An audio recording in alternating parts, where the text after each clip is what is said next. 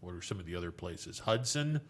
You could, Hudson, I would prefer that. I don't like Twinsburg, but yeah. that's Well, just me. Twinsburg is it's not a very nice place to broadcast a game. I'm just going to leave it at that.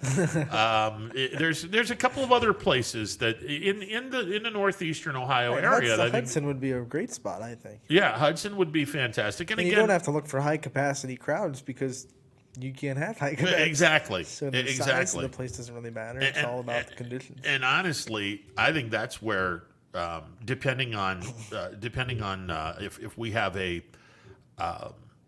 two teams that need a centralized location, and the centralized location is the Mahoning Valley, I think that's where you can find. And you hit the nail on the head. You don't necessarily have to have a large stadium because you're not going to be putting anybody in but 1,500 people, if that. So why not use South Range High School if they're if that stadium is usable? Why not use Boardman? Why not use Liberty? If that stadium is usable, why not use Girard if that stadium is usable? Well, I mean they're turf, they're great facilities. Yeah, you could do that. And this from the school's perspective, it's not like normally when you host a tournament, you're not gonna make a lot of money.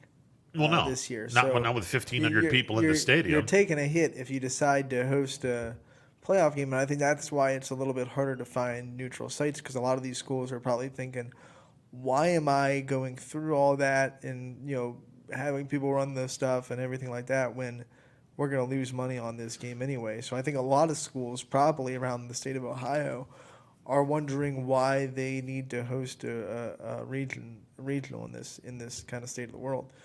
So we'll see how that all plays out. And I think that's why you've seen high seeds given the option to host up until now. Yeah, absolutely. And I'm just curious as to is the OHSAA going to give these people some money, some incentive to sit back and say, hey, here, let's give you a little bit of money for your trouble. Does that sound like the OHSAA to you? Well, I'm not going to say anything. We'll leave it at that. I'm learning lessons around here as we move along. Ursuline and Menor Lake Catholic. The winner of that game takes on the winner of St. Clairsville and Bloom Carroll Bloom, or Carroll Bloom Carroll. I think it's Carroll Bloom Carroll. I think you got it right. I think it's Carroll Bloom Carroll. Yeah. Well, the Bloom is off the Carroll because they ain't beating St. Clairsville. Nah, and look, St. Clairsville is South 77 South down in that area. Hey, if it's Ursuline, again, this is where a very nice stadium, maybe south of the area. Steubenville comes to mind. Steubenville, Yeah. I don't think they'd do East Liverpool because it's grass. No, they do turf. They'd want to do turf, but Ursuline St. Clairsville would be, oh my God, that would be a great matchup. But they got to get past Menor Lake Catholic, and St. Clairsville has to get past Carroll Bloom Carroll. Division 6, the Springfield Norwayne winner gets the winner of Fort Fry and Proctorville Fairland. I don't know much about either one of the teams. That's Fort Fry or Proctorville Fairland. Although Fort Fry is, they've every once in a while they sneak into the state semifinals. They're a pretty nice team. But the midway point that would be nowhere near around here. Division 7, the JFK Lucas winner would take on Newark Catholic and Shadyside. Newark Catholic is just outside of Columbus. I'm going to tell you what. I really want to see JFK play Newark Catholic because you're talking about a program in the Green Wave outside of Columbus that when I was a kid in high school, Newark Catholic they were the gold standard for Class A ball. They were, oh my God, they were good. And they still get to that point. They're not as frequent a visitor to the state semifinals as they used to be, But I think this would be a fun matchup if JFK played Newark Catholic. And again, those two teams have to win their regional championship games first. And what I love about this level is no matter what, you're going to hit a team that you don't know anything about. And that's kind of the fun of coaching. I mean, can you, one, get enough information on these teams to kind of build up a solid game plan in less than a week that you've never even heard of? And then two, can you focus on yourself enough to not really worry about it? I think a lot of coaches will just say, play our game, and whoever's across from us, they'll have to stop us and not worry too much about what they're doing and worry about what we're doing. But that's what makes this time of year fun. You're playing a lot of unfamiliar opponents. Here is where Division 5 is, and I'm going to play amateur matchmaker, which I can do because this is pretty easy. If you think about the regional aspect of it, this is pretty easy. Tautauquas is going to be playing Pemberville Eastwood. Both of these teams are in the Toledo area. Pemberville Eastwood is just south of Toledo. Tautauquas is southwest of Toledo, headed toward Indiana. They're both 3+ hours away from the Mahoning Valley. Pemberville Eastwood, if everyone remembers, is the team that South Range played a few years ago in the state semifinals. What was it? Don't bring up old wounds for South Range grads. I'm sorry. Good Lord. What was it, 2017? Yes, 2017. Okay, it was 2017 when these two teams played each other. And as long as Ironton wins their game, and let me bring up Region 19 because Ironton is going to be, and they're the number 1 seed. They're going to be playing a game against West Lafayette Ridgewood. And as long as Ironton wins that game, then I think that Ironton would wind up playing the winner in Region 20. And the Region 20 game is going to be Cincinnati St. Bernard Roger Bacon High School against Springfield Shawnee. Springfield is in that Dayton area, the what is it, the west and a little south of Dayton. Right, like right with Shawnee State. I mean, yeah, exactly. So those two, if you put Ironton, if Ironton beats West Lafayette, then one would assume that Ironton would be playing the winner of Cincinnati Roger Bacon and Springfield Shawnee, because that makes sense. Ironton is very south of here. And they would be playing a team in the southwest part of the state because the state of Ohio always wants a northern team, the northernmost team, taking on the southernmost team. So that's how they like to do that, just in case people don't know that. So as long as Ironton beats West Lafayette, then I think that's what's going to happen. If West Lafayette upsets Ironton, I think they're going to get the winner of Kirtland and South Range. Because it would make more regional sense. Exactly, because West Lafayette is just it's east of Coshocton. It's east of Coshocton. It's about an hour and 50 minutes from the Mahoning Valley.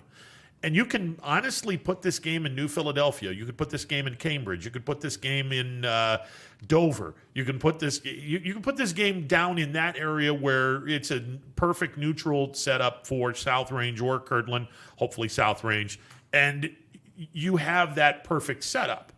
And then the winner of Tautauquas and Pemberville Eastwood would then go down to Cincinnati, which really isn't that big of a drive because if you're south of Toledo, you just pick up 75 and drive down to Cincinnati. It's not that big of a deal. It's no bigger than coming over to our end of the woods. Exactly. And actually, I think it's closer if you're driving south of Toledo down to Cincinnati than it is to go from the Mahoning Valley all the way out to Toledo. So I think that's the holdup right now. Is who wins the Region 19 game between Ironton and West Lafayette. If Ironton wins, then I think the winner of South Range and Kirtland plays the winner of Tautauquas and Pemberville Eastwood. If West Lafayette wins, then Tautauquas, Pemberville Eastwood winner goes to play the Cincinnati Springfield winner. And West Lafayette would play the winner of South Range and Kirtland. I think that's where the holdup is. So we'll see if Good Lord, these You mics banged are the clipboard. these mics are a little I'm telling you. little sensitive. So I think that's where we are with that. That's the reason why the OHS is holding up, because West Lafayette's only a buck $1.50 from the Mahoning Valley, and you can have a localized matchup, a whole lot more convenient local matchup against South Range or Kirtland, whoever wins, than Tuntogany and Pemberville Eastwood. So I think that's the holdup right now. But regardless, and by the way, Ironton's going to be favored in that game because They're the 1 seed. they're the 1 seed, and they're a team that last year lost to Kirtland in the state championship game. And well, if they're getting back into the state finals, they'd like to. They better play good defense with a name like Ironton. Oh yeah. That's a crazy town over there too. I went over there to, many years ago. Went and saw a game down there. It was one of our Valley teams went to the playoffs and played them. I don't know if it was a state semifinal game or what. Holy bejeebers, are those people nuts? Oh my God, those people are nuts. That's and they love their football down there. It was a neutralized location. It was I think it was a state semifinal game. It was probably closer to them. And it was closer to them. Oh my God, those people were nuts, absolutely insane. But they love their football. Not like a fanatic kind of insane, or just like Oh no, insane. Insane. No, I'm not talking crazy. I'm talking football crazy. Okay. Yeah, no, that's some towns you don't know, Yeah, no, football crazy. like Athens, Georgia. Yeah, exactly.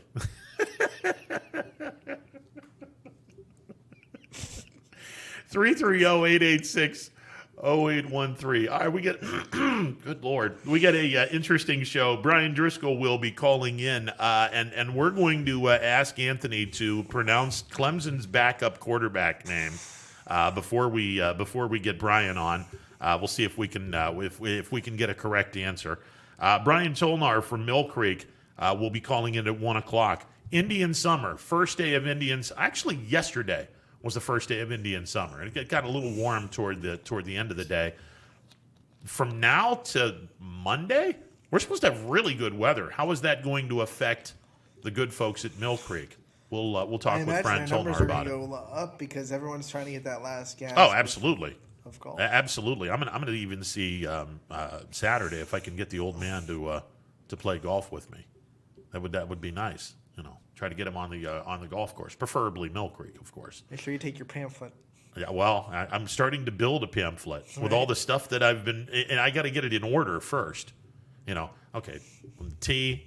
Okay, this isn't dessert. Okay, this isn't right here. Okay, and then I'm gonna pull this out, and he's gonna look at me and go, "What the hell are you doing?" Well, I'm winning. I'm about to win. Okay.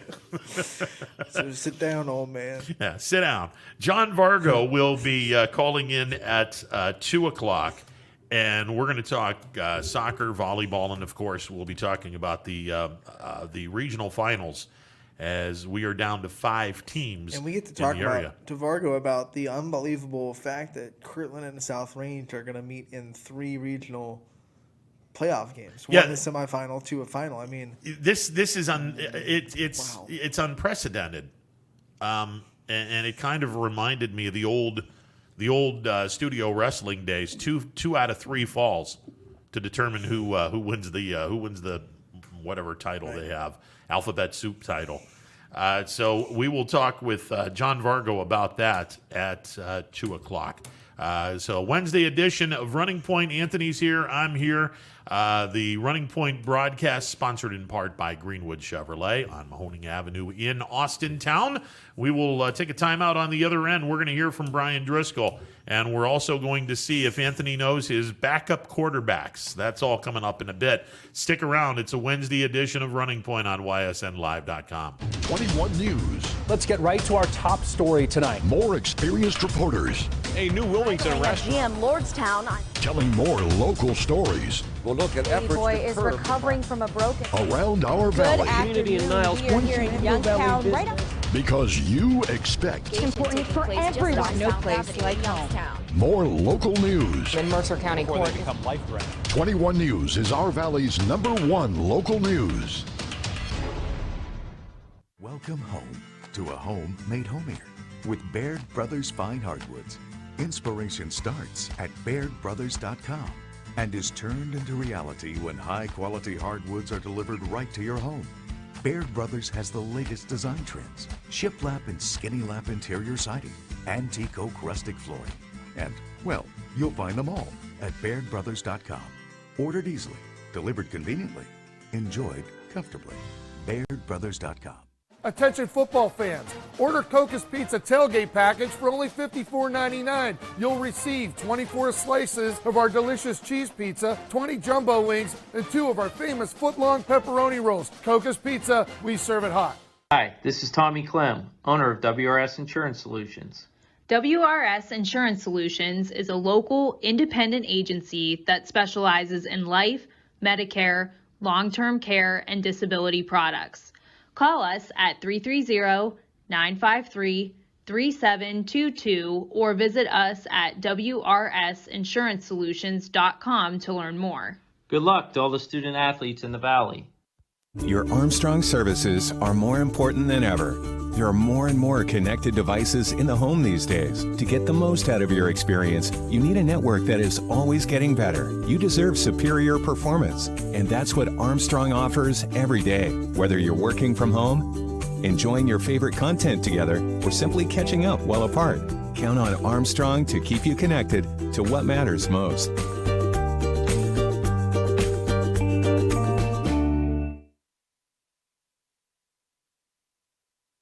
I went to Greenwood Chevrolet because I was really interested in looking at the tracks. Because I wanted my dream truck. Because I've been going there for 20 years. I think whenever we go there, whatever car we're looking for, they have tremendous inventory. If you're looking for people who care about you, Greenwood is the place to go. You know, it's like family there. The girls know me in service. It's Miss Kim in the Tahoe. I'm really happy that I went to Greenwood Chevrolet. Because they really went the extra mile for me.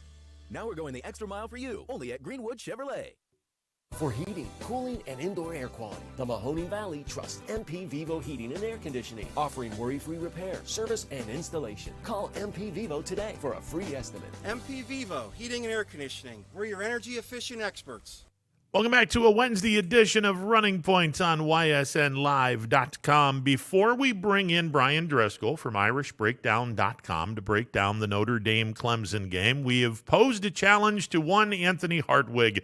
Know your backup quarterbacks. Mr. Hartwig, what is the name of the Clemson backup quarterback, true freshman who played a really solid game against Boston College over the weekend? I want to point out that us at YSN do research on how to pronounce names, and if we were doing an interview, we would, stop and ask the person before hitting record on how to pronounce the Absolutely. Because that's the way that we do things. We're professional that way. So I am going to try my best to do, because I looked up Clemson's pronunciation on their program. Okay. Oeangalale is how you pronounce that name, if I am looking at their program the correct way. Oeangalale. Galilei. There's the extra L. Oeangalale. Yeah. Galilei. Yeah. Oeangalale. All right, there you go. So that's what we're gonna go. Oeangalale. Yeah. I looked at this and I was like, ukulele. No. It's Oeangalale. So we bring in Brian Driscoll from IrishBreakdown.com. A+ with Anthony's efforts, Brian. Little off on the end of the name. I believe it's Lalele. Yeah. Uiagalele. Yeah, I'd really be impressed if you could pronounce the name of the new backup quarterback at Clemson. And when you look at the depth chart, you're gonna understand why I'm asking you that question. Oh, this would be Taysom. Oh, good Lord. Scrabble. I told you. What is it? Fomachana? Yeah. Yeah, something like you said it right. Look, hopefully, if you're Notre Dame, if you're down to the third string quarterback, you really love your chances in this game. But look, last week we saw Uiagalelei perform against Boston College. And I'll tell you what, this kid's a true freshman. Oh, my goodness, did I come away impressed in that game. The kid has some moxie. Oh, there's no question. And this is what Clemson does, right? I mean, this is now the third quarterback in a row that they've brought in that when he has to play as a freshman, he's outstanding. We saw it with Deshaun Watson back in 2014 before he got hurt. We saw it with Trevor Lawrence in 2018, led Clemson to a national championship, and now we're seeing it with DJ. And that's what they do. They do a great job of identifying the guys that they want.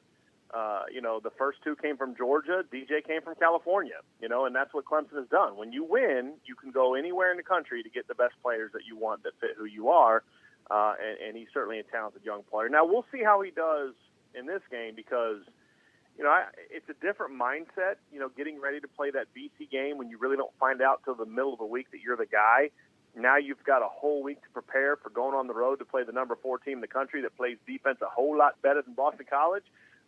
So we'll see how he responds. But he's an incredibly talented young quarterback. And let's be honest for a second. That win against Boston College was a huge win for Clemson because if they lose that game, and knowing that Trevor Lawrence was not going to be able to play against Notre Dame, and we speculated when news broke that Lawrence had tested positive, we speculated that Trevor Lawrence wasn't going to be able to play against Notre Dame because we were counting the days of the NCAA mandate, and it appeared to us, hey, he's not going to play this game.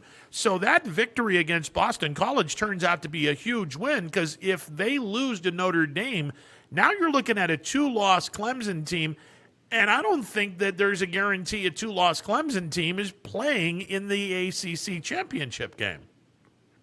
Well, I think they still would have played because I think Miami's got another loss in them, and I think obviously Notre Dame would unless Notre Dame chokes against. Actually, I don't even think Miami's really the only other team out there that would have one loss, and there's another loss on Miami's schedule, and then Clemson will own that head-to-head. But it would have made it tough. And here's the bigger thing for Clemson: it would have almost completely eliminated them from the college football playoff. I mean, that stretch right there would have knocked them out. I don't see any scenario in which a 2-loss team from the ACC gets in the college football playoff unless every other conference has a bunch of 2-loss teams. So it was a big game for them, and it's also BC's a quality football team. BC was 4-2. Phil Dracovic played outstanding football in that first half, and in the second half they just got outcoached and outplayed. And I think Boston College went into that game thinking, we've got nothing to lose, and then at halftime they realized, oh my gosh, we might actually win, and they played really tight and nervous in that second half, and Clemson got it done. Yeah, when you have a big lead against a team like that and it's early in the game, it's hard to kind of keep yourself loose and have that same energy that you came into the game with because all of a sudden you try to play not to lose instead of playing to win. And that's exactly what Boston College did, and that's what Boston College did against Pitt, and it almost cost them. And as much as I like what Jeff Hafley's done, you have to understand a 15-point lead against Clemson can be gone in 5 minutes. They get the ball to start the half. They're going to get you out of a 3-and-out, and they're going to go right down the field and score. You have to play just as aggressively as they did in the first half, and you have to be able to quickly adjust to what Clemson's going to do. And Boston College's coaches weren't able to do that. They just started attacking Dracovic right up the middle, and they said, you're not going to sit in the pocket and pick us apart. And Boston College didn't do the things that they needed to do to protect him and get him out of the pocket and hit some plays that and they don't have the horses to just hit those kind of plays. And when they did get those chances, like Zay Flowers running a go route up the sideline that should have been a touchdown, and he just kind of reaches up with one hand and it hits off his hand. Like, if you're going to, and this is a lesson for Notre Dame, if you're going to beat Clemson, you got to hit every single one of those opportunities. You can't miss. They did it in the first half, didn't do it in the second half, and Clemson in those situations is just too good to hold down. Okay, obviously, Clemson is not nearly as good a football team without Trevor Lawrence, but let's be honest. I mean, you still got Mr. Etienne. You still have a really good defense. You still have weapons all around DJ. This is a dangerous Clemson team with or without Trevor Lawrence, and it's going to pose a really substantial test for Notre Dame Saturday night. Yeah, so it's like this, Ron. With Trevor Lawrence, they're the best team in the country. And to me, I think it's them and Alabama in kind of a league by themselves. Big shocker on that one. Without Trevor Lawrence, they're like the third or fourth best team in the country. You know what I mean? That's the kind of drop-off. It's not like all of a sudden, You know, if, like, for example, if Boston College lost Phil Dracovic, they're a 2-9 team. You know what I mean? With him, they're a winning team. It's not that kind of difference because of what you talked about. And Clemson also didn't have 3 starters on defense last week. And from what I understand from the people I've talked to, they expect 2 of those guys back for Notre Dame. So they're going to be a lot healthier this game. And now they've got some confidence that, hey, we can win without Trevor. Because I think when you lose a guy like Trevor Lawrence, Ron, I think that can be kind of a confidence-shattering kind of event for a football team that, outside of Amari Rodgers and Etienne, is a very young offense. You know, a lot of unproven guys, and you don't have Trevor to rely on and just kind of bail you out. And I think that kind of shook them a little bit early. But the other part of it too is early in that game against Boston College, that was more about Clemson shooting themselves in the foot than it was necessarily Boston College making a bunch of stops on defense. I mean, they fumbled at the goal line and got returned back 90-some yards because the quarterback tried to hand it off into Travis Etienne's neck instead of hitting him in the stomach, you know? I mean, he's not going to make those kind of mistakes again. Those are the kind of mistakes you make once, and the other team needs to capitalize, and BC did. So this is an outstanding football team with a lot of weapons. They're still very good on defense. They're not as good as the 2018 team, but I don't know if Notre Dame is as good as their 2018 team as well, especially when you look at their offensive skill position. Brian, I look at this at the starting lineup that Clemson has put out, and there's 5 returning offensive starters, now 4 with Lawrence unavailable for this game. And one of the keys that I think Notre Dame might have some success with, given the fact they have a veteran defensive front, Clemson is only returning 1 starter from last year's offensive line, and that would be the left tackle, Jackson Carman.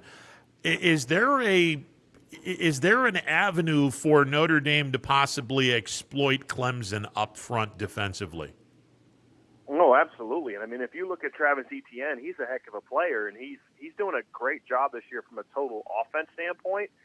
But he's not even averaging 100 yards rushing, and his yards per carry is down to like 5.9 per carry. Now that is good for most people, but I believe he was like around 8 last year when it comes to yards per carry. So they're not nearly as good at running the ball. They barely topped 100 yards last week. Etienne's biggest plays last week were in the pass game because they're just not able to really open up those big holes. And so the way that Notre Dame has played run defense, especially with their front 4 in the box, which is the 2 inside linebackers, if they can shut that part of the game down and make Clemson one-dimensional, now you can start playing some games with the freshman quarterbacks, bringing pressure with your front 4, showing pressure, dropping 8, coming, playing off like you're going to play off coverage, and he's thinking he's got something quick, and then at the snap, your corner squat, and you blitz 2 guys. So there's a lot of things they can do with him mentally to kind of create confusion and question marks and second guessing. But all of that's going to be dependent upon your front has to dominate this matchup, or at least has to control this matchup. And they have so far, and they've really controlled every matchup they've played in so far. And this is another game where they need to do that. I was going to say, I mean, you put 4 rushing him consistently once, again, hopefully, fingers crossed, you take away or slow down the running game considerably and force them to throw the ball, especially if Notre Dame gets up early. Now, all of a sudden, this Notre Dame team is good enough to put 4 onto the quarterback without blitzing. But like you said, you can play games with a true freshman quarterback who's playing in his second collegiate game. Now, all of a sudden, Notre Dame could have a really nice advantage on Saturday night. But all of this is predicated on making sure that Etienne is not a threat running the football. That's the big key. I mean, if they're balanced and they're able to kind of run their play actions and really control the clock and get Travis Etienne going, or maybe rip off a couple big runs in the run game, Notre Dame's going to have a hard time keeping Clemson's points down enough to allow their own offense to score enough points to win, because that's obviously, to me, even the bigger matchup. And that's you cannot let him go off. You have to control the line of scrimmage. You have to keep the run game in check. You have to put Clemson in a lot of second and longs and third and mediums to third and longs and situations like that, because the more situations you put him in, the greater opportunity there is that he's going to make a mistake. And the more opportunities that you have to create a mistake, and Notre Dame's proven that they can make those mistakes, not necessarily forcing turnovers, coming up with a sack when they need to, coming up with the incompletion, the tackle for loss, the kind of things that have allowed them to get off the field and be one of the best defenses in the country this year. Yeah, and we're all talking about Clemson's offense, and like you said earlier, you're not going to hold them down for long. You can slow them down, but you're not going to hold them down.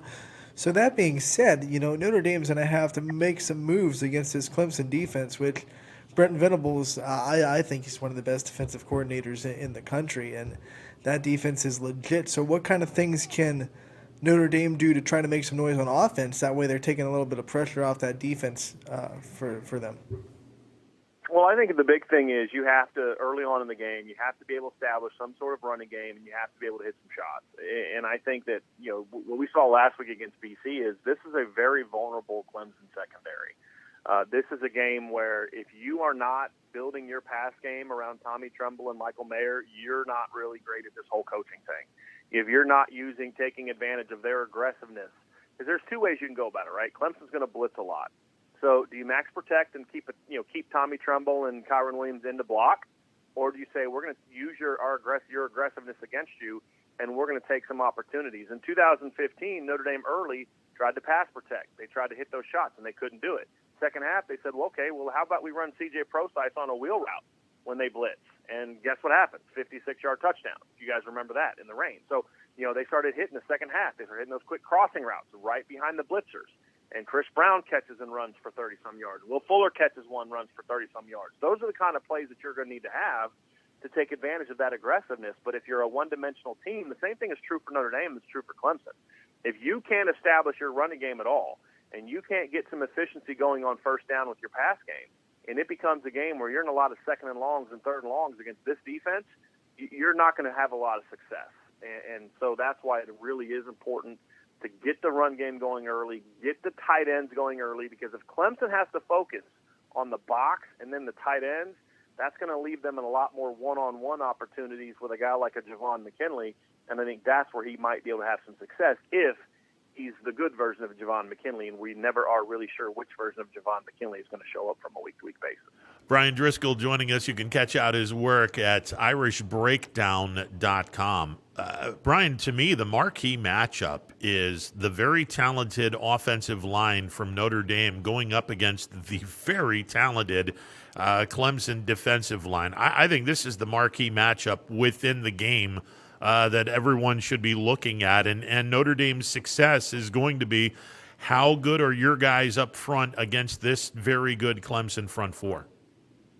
Yeah, I mean, and we saw Clemson dominate that matchup in 2018, especially as the game wore on. I thought the Notre Dame offensive line performed well in the first quarter, but once Clemson realized that Ian Book couldn't throw the ball downfield or wouldn't throw the ball downfield, they just loaded the box and just outnumbered the Notre Dame offensive line, and then their defensive line took it over. Well, the difference now between then is all four of their starters from 2018 are in the NFL now. Notre Dame has four of their five starters from that offensive line back. So, yes, Clemson's very talented up front, but I would argue that their two best defensive linemen are true freshmen, and their their next best defensive lineman, when healthy, is a true sophomore.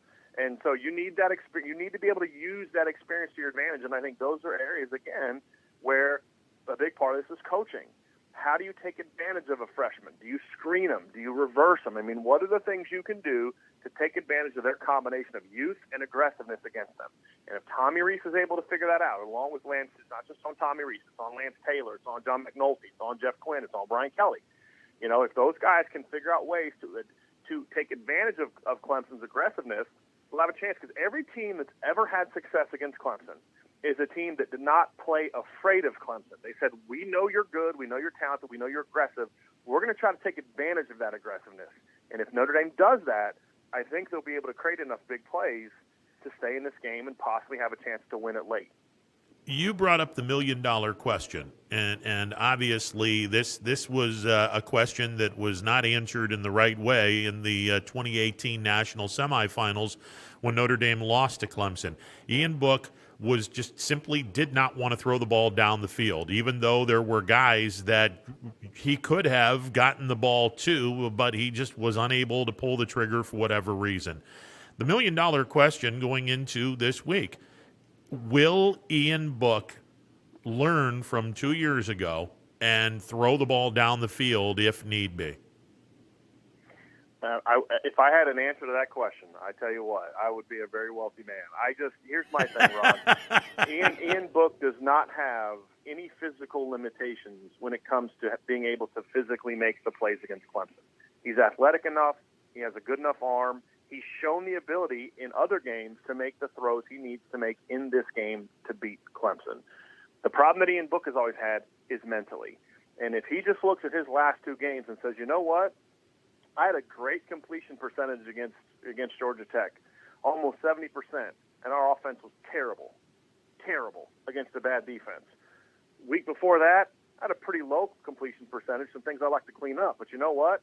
Threw for over 300 yards, and we scored over 40 points against a defense that's really good. Why? Because I was aggressive. I took chances. I didn't hit them all, but I hit some, and I hit enough to where we were able to kind of really take advantage of the aggressiveness of that defense. If he has that same kind of mindset that he had against Pitt, where, yeah, you're going to make mistakes, you're going to make your misses. But you know what? I guarantee you, if you throw the deep ball 7, 8, 9 times, you are going to miss several of them. But if you don't throw any of them, I guarantee you're not going to make any big plays. And that's the mentality he needs to have. Is, hey, look, man, you're an underdog at home. A lot of people doubt you. Nobody thinks you're good enough to beat Clemson. What if you have to lose, right? Go out there, play ball. Don't look over your shoulder because they're not going to bench you, right? Who are they going to bench you for, right? Go play. Don't be afraid to make a mistake because you have to understand, in order to win this game, you have to make plays. And he has to have that mindset. Is it safe to say that Notre Dame needs this game more than Clemson? Because I'm looking at Clemson's remaining 3 games on their schedule. They've got Florida State down in Tallahassee. They have Pitt at Death Valley. And then they close up their season against Virginia Tech. On the flip side, you have Notre Dame, who's going to be taking on a very good Boston College team. And they showed what Boston College can do when they're motivated. And let's be honest, Boston College is going to be motivated because their quarterback is a former member of Notre Dame's team. And you go to Chestnut Hill. You go to North Carolina. Now, granted, the North Carolina got exposed against Virginia, but still, that's a pretty they're dangerous. Yeah, that's a dangerous game. Home to Syracuse, and then you go to Wake Forest. Seems to me Notre Dame needs this game a heck of a lot more than Clemson does, because I don't think Clemson loses another game if Notre Dame wins, but I'm not convinced, though they shouldn't lose another game, I'm not convinced that Notre Dame wouldn't lose another game if they were to lose to Clemson Saturday. Well, even if Notre Dame does win out, look, I think if Notre Dame beats Clemson, I don't think they'll lose a game. I don't. I think they'll win the rest of their games, and then they have a shot. As long as you're competitive against Clemson in the ACC title game, you've got a great shot to be in the college football playoff. If Notre Dame loses this game at home to Clemson without Trevor Lawrence, I just don't see them beating Clemson on the road, in a neutral site field close to where Clemson is in December with Trevor Lawrence. So you lose this game, yeah, you may play for the ACC title, but your odds of winning that game are going to be a lot harder than they are to win this one. You have to win this game. This is the big one. And, this is the game that Brian Kelly just has not been able to win in his entire career. That elite program, I'm not talking about a pretty decent top 15 Oklahoma team. I'm talking about a premier, or even a 13-1 Michigan State team that was really good in 2013. We didn't know it at the time, but they were a really good team. I'm talking about an elite, big name, big time program that when you win that game, it makes everybody around the country say, whoa, right? Michigan State wasn't that game in 2013. This is that game. This is that game that not only does it help you from 2020, but it helps you in a whole lot of other ways to let people know, like, hey, we're a really, really good football team, and we're close to winning a title, and we need you to come play for us and not go to Clemson, because you are the difference between us winning a national championship or not. And this is the game that can help Notre Dame make that statement. Notre Dame was that game for Clemson in 2015. Yeah, absolutely. Let me ask you, from a recruiting standpoint. Now, obviously, it's a COVID world, and it's been very weird to even try to put people on campus for visits, and I don't even think that's possible right now. But from a recruiting aspect, are there some kids that are on the hook for Notre Dame, and if they're allowed to make a visit, would they go to this game?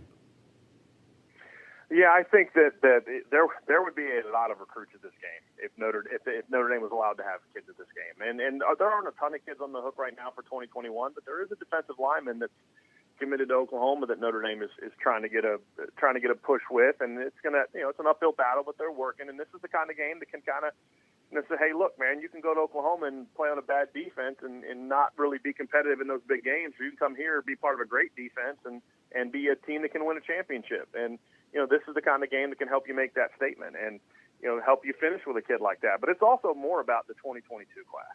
I think that's really what it boils down to is they're almost done with 2021. That class is, it's the player I talked about. They're still trying to find a safety. Outside of that, that class is almost done.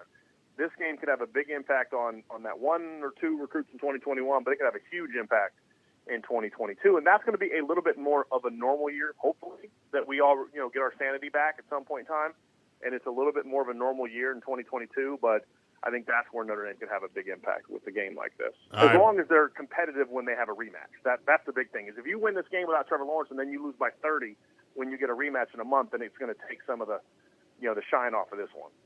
All right, before we let you go, let me hear your prediction. Saturday night, South Bend, and God, I wish that we could have a capacity crowd because this would be an insane time in South Bend. Unfortunately, it is what it is. Clemson coming in without their starting quarterback Trevor Lawrence, still a very dangerous team. How do you see this game breaking down, Brian? Well, let's be honest, Ron. If this was a full capacity game, there'd be more Clemson fans in the stadium than Notre Dame fans. That's just how it's been. I mean, that's how it was in Georgia in 2017, and there'd be a lot of orange in the stadium. So, in that regard, maybe it isn't such a bad thing that's going on. We don't have to hear about that conversation. That's it. You know what? That's a sad commentary, though. But you're right. I mean, when Georgia, it's the truth. Yeah, you're right. When Georgia came to South Bend a few years ago, there were a ton of people coming from the South to watch that game, and it's a sad commentary. But you know what? There's a lot of people that want to experience a weekend in South Bend to see Notre Dame's campus and oh, by the way, to see a pretty good football game. So it sucks, but you're right. And maybe this is a blessing in disguise. I'm going to make my prediction based off of what I think should happen, not necessarily what I think will happen. What should happen is this is the time where Notre Dame has the pieces in place. They have the matchup advantages against Clemson to where this is the chance for your offense to perform well. Syracuse moved the ball on Clemson's defense. Boston College moved the ball on Clemson's defense. We've seen teams, Virginia, move the ball on Clemson's defense. This is the opportunity for Ian Book to finally cement himself as one of the better quarterbacks at Notre Dame in the last couple of decades. Brian Kelly can talk about 26-3 or whatever Ian Book's record is all he wants, but the fact is his three best wins at Notre Dame are over Syracuse, Northwestern, and Navy. Okay? This is a chance to change that, and I think he's going to play well. I think the offensive line is going to play well. I think the defense is going to make enough plays and give the offense a couple of short fields with some turnovers that I think that Notre Dame is going to have a chance to win this one. I'm looking at something like a 27-24 type of game. That's what I think should happen. Will that happen? I don't know. If I was certain of that, I would put some money down. I won't be putting money down because that's just not – I can analyze the game all you want, but as far as predicting it, that's not something that I would stake my reputation on. Well, Notre Dame is a 5.5-point favorite, and I'll flat out say this: I think Notre Dame wins this game 31-20. I think that'd be huge. I think Notre Dame wins this game huge, and then there's going to be some people that are going to be immediately saying, "Well, Trevor Lawrence didn't play this game." Okay, that's fine. Right. We'll see him in the ACC title game. And the game that hopefully, knock on wood, if they play each other again, that game's going to have a whole lot more meaning, and there's a 99.99% chance that Trevor Lawrence will be playing that game instead of the backup quarterback. I think Notre Dame gets the job done. I think they rattle the crap out of their freshman quarterback, and I think Notre Dame wins 31-20. I think if Notre Dame can win a convincing game, it will silence a lot of what I've talked about. If Notre Dame wins because let's say that they go up 27-24 with 2.5 minutes left and the freshman throws a pick or takes a bad sack or so, well, Trevor Lawrence would have made that play. He would have made that drive and Clemson would have won. You win convincingly, like you're talking about. You said, yeah, maybe Trevor would have kept him in that game, but man, Clemson couldn't stop Notre Dame. I think if you do something like that and it's clear that your talent is as good, if not better, than Clemson's talent at all those other positions, it negates that well, Trevor didn't play conversation a lot. So if your scenario plays out, Ron, that would have a huge impact for Notre Dame, not just with the 2020 resume in the college football playoff, but a really big picture positive vibe for Notre Dame. My prediction, I think if Notre Dame wins it, it's got to stay kind of low scoring, 24-27. I don't think they want to get into a race with the Clemson's offense. So I'm going to say 28-24 Notre Dame. Close. I like Ron's score better. that would make for a much less stressful game as well, Ron. That's my stance. Either blow them out or get blown out. Absolutely. That's where I'm at with my heart level. Right? Absolutely. And I can see it being 24-20, and Notre Dame has the ball with like 5 minutes to go in the game, and they need a touchdown, and they get one and put the game away. I can see Notre Dame winning this game 31-20, and it'll set up a wonderful, knock on wood, hope it happens, a wonderful rematch in the ACC title game. And before we let you go, Brian Driscoll, will follow him on irishbreakdown.com, IRISHBREAKDOWN.com. What is going on over at irishbreakdown.com? Well, I wrote an article earlier today that kind of touched on what we've discussed, which is in the last 3 games against teams that finished the season ranked in the top 10, Notre Dame is averaging 13 points per game. If they're going to win this game, the offense is going to have to step up and play to the level of the defense. If they can do that, if they can match the intensity and the execution of the defense, I think they got a shot to win this game. So I have an article about that. I have a couple articles coming out. Already did part 1 for the offense, looking at matchups that I like, biggest concern for Notre Dame. So, in the next few days we'll have a ton of analysis about this game, podcasts, articles, all that kind of stuff. We just launched a YouTube channel, so we're going to have a ton of stuff breaking down this Notre Dame-Clemson game. Brian, always a pleasure. Look forward to catching up with you next week, and hopefully, knock on wood, the prediction that I just gave is gonna come to fruition, and then we can talk about an old friend returning against Notre Dame. This time, the game will be played at Chestnut Hill. Should be a fun time. And some 1993 payback. Yeah, there you go. Yeah, no doubt. And we'll get into a little bit of that next week as well. Always a pleasure, sir. Thanks for having me on, guys. Yep, see you. Brian Driscoll from irishbreakdown.com. Good Lord, I hope Notre Dame wins this Saturday. I appreciate you guys not making me relive the Georgia Tech game. No. That was really kind of you. Well, look, I will. That was brutal. Listen, I'll say this. Notre Dame didn't play well, in my opinion. No, they didn't. And I'll say this. I came away more impressed with Georgia Tech. It's strange to say that, but man, there is some talent there. They're young. They're growing pains, but you can see the pieces are starting to be there. I'll tell you, we were on the field at South Range we were prepping for YSM primetime at that time, and I got a lot of looks because that 93-yard scoop and score when it was 7-0, and we tied the game up with that.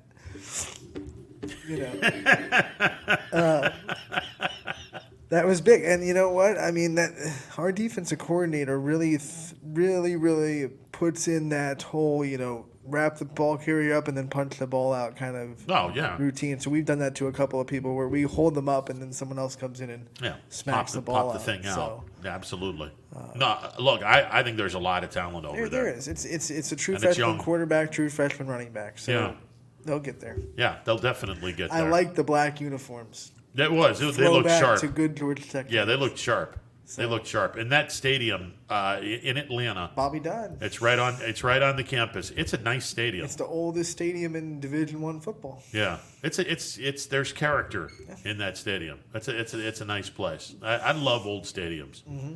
I mean, wow. When Cleveland Municipal Stadium was not decrepit old. Well, look, I mean, because Municipal Stadium was decrepit. I saw a lot of baseball and football games at the old stadium in Cleveland, and as long as you weren't planted in front of one of those godforsaken poles, you you were in pretty good shape. Do you remember the earthquake back in Oakland during? Yeah, in '89. They are so lucky that they renovated that stadium recently at that point, because otherwise that stadium was coming down. Oh, Candlestick was that was frightening to begin with, and I can remember watching it, and Al Michaels and I think Jim Palmer was on. They lost power. They didn't know if they were on or not. Yeah. They did a really good job of handling that. And you see the little of this, and then it goes dark, and I'm like, uh-oh. Wait a second. Did Al Michaels just say there was an earthquake? Because I caught I think we're having an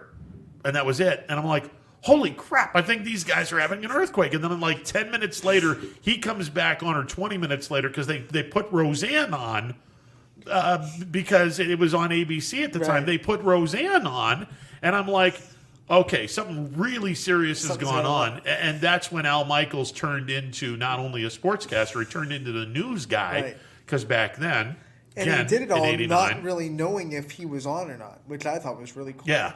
Because they had no idea if they had power or not. He was hoping they did, but he kept saying, well, I don't know if you can hear this. Yeah. Well, this is a heck of a great way to open up the pregame show or whatever. And it was Game 3 of the World Series, because the first two games were played in Oakland, and it was a 4-game sweep anyway. Oakland just beat the daylights out of San Francisco, but this was prior to Game 3. And what was really cool but tragic, with everything that happened that night, Al Michaels turned into ABC's go-to guy, because Al Michaels knows San Francisco like the back of his hand. So he was able to tell everyone, okay, this is 2 blocks away from Fisherman's Wharf. All right, this area right here. It was amazing, the coverage that Al Michaels, great sportscaster, turned into a great news guy that night, helping ABC out. Because you got to remember, this is 31 years ago. You didn't have the what we have today. So he's helping out the news department, knowing his relationship that he has with San Francisco and how he knows that city. He was able to tell everyone, okay, this is in that section of town. This is, and he's throwing out all the different landmarks of San Francisco and whatnot. It was unbelievable coverage. He's a pro. Oh, he's, in my mind, more than a pro, really. As far as doing multi-sports, Al Michaels is up there with some of the all-time greats. He's right up there with Enberg, and probably even better than the late great Dick Enberg. He's up there with Marv Albert. He's up there with any other multi-sport broadcaster. He's amazing, absolutely amazing. I'll tell you what else is amazing: golf. Good segue. In November on a beautiful day like today. Forget about what's going on elsewhere. We'll leave it at that. And get your clubs and go to Mill Creek, because we got beautiful weather between now and Monday of next week. And I'm sure that our guy, Brian Tolnar, is going to be, he's going to be busier than a one-legged man in a butt-kicking contest. We'll leave it at that. By the way, you tried to kick me. Well, I didn't try to kick you. I was reminding you that I did have flexibility. Although I think I pulled a hamstring when I did. I'm out there talking to Quinn, and I turn and I see this foot right in my face. I go, whoa! I was like, wait a second. I didn't know you wore Adidas. Yeah, I do actually. All right, Brian Tolnar is coming up in a bit. It's a Wednesday edition of Running Points on ysnlive.com. Stick around. Hello, I'm Greg Burbick with G. Burbick Farms. For the last 100 years, my family has farmed in Columbiana and Mahoning counties. I began raising cattle in 1996 with the goal of providing a better product for you and your family on the dinner table. Our grass-fed and grain-supplemented Black Angus beef are raised with no hormones, steroids, or antibiotics. We're known for our hometown-friendly service and incredible tasting products. We're locally owned and have customers across the tri-state area. Our products go from our farm to your family. Stop by our farm on New Buffalo Road or visit us on the web at gburbickfarms.com. Don't forget to like us on Facebook. G. Burbick Farms, it just tastes better.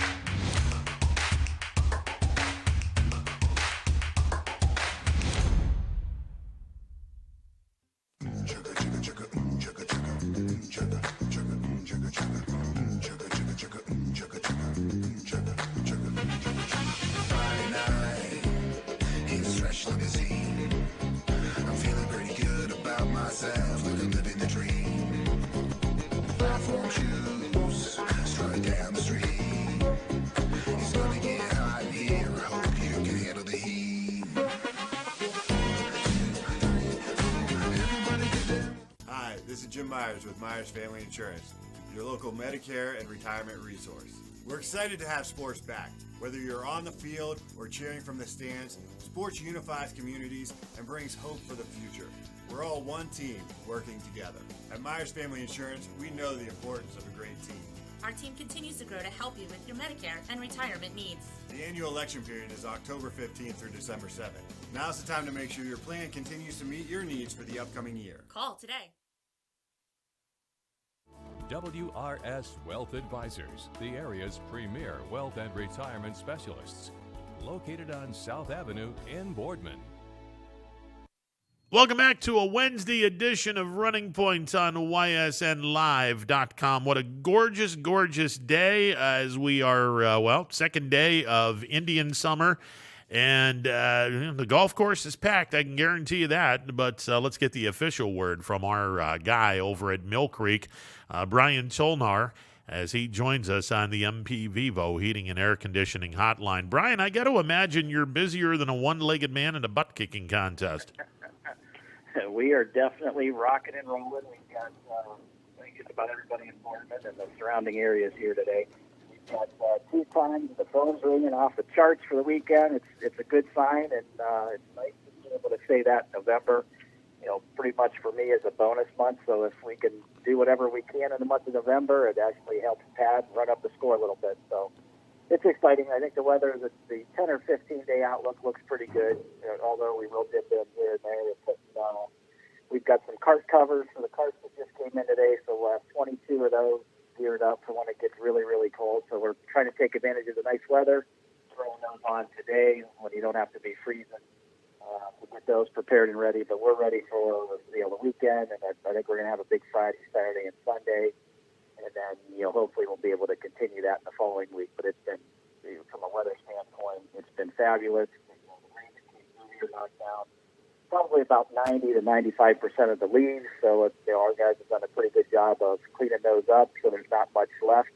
Which is a good thing, to be able to get those in the bag early, because last year they went on to the end of the month. But we're a little bit ahead of schedule there, so we're happy to be where we're at, happy to see folks again. Brian, in a weather-related question in November, because Ohio, it's November and March are kind of similar. You never know what you're going to get. You wake up and there's over an inch of snow on the ground on Monday, and everyone's probably looking at this and going, "Well, so much for golfing later in the week." But then you look at the forecast. Oh, it's going to be 70 degrees on Thursday, Friday, Saturday, Sunday, and Monday. Oh, never mind. Let me clean the golf clubs up. How do you guys go about figuring out how busy you're going to be when the weather can be psychotic? I'll be quite honest with you. This time of the year, it really comes down to just getting lucky, and kind of figuring it out. Obviously we didn't expect to be open on Monday when we had 2 inches of snow. Although we were receiving calls that we can open up later in the afternoon, but it took till like Tuesday afternoon before it finally melted in some of the shaded areas and the corner areas. But it's definitely a crapshoot. There's no rhyme or reason to it. You just try to make do with what you have available and what options that you have and what the superintendent says, what holes are playable, what holes aren't.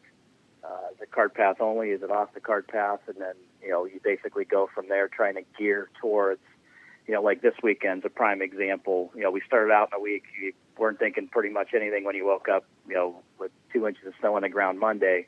But as it started to melt off and you're looking at the long-range forecast, the weekend looked pretty solid, being in the 70s, upper 60s. And, that relates to a lot of golf up here in carrying on our season. So, we tried to gear, obviously closing the tee book down on Monday and Tuesday and let the course come back and heal and let the guys clean up all the leaves and the branches and debris from, Saturday or late Saturday night, Sunday night, the weather that ensued coming through Monday. And then, we're just hoping to be open on the weekend. And, if the weather continues to stay at the pace that we're on, we're going to try to stay open as long as we possibly can. I tell everybody, usually about the 15th to the end of this month, we try to keep the South open. And then really what we do is we'll try to concentrate on one golf course from that standpoint on, because as we progress, the staff, leaves for the winter because we've got seasonal staff here, and we try to maintain one at a high level.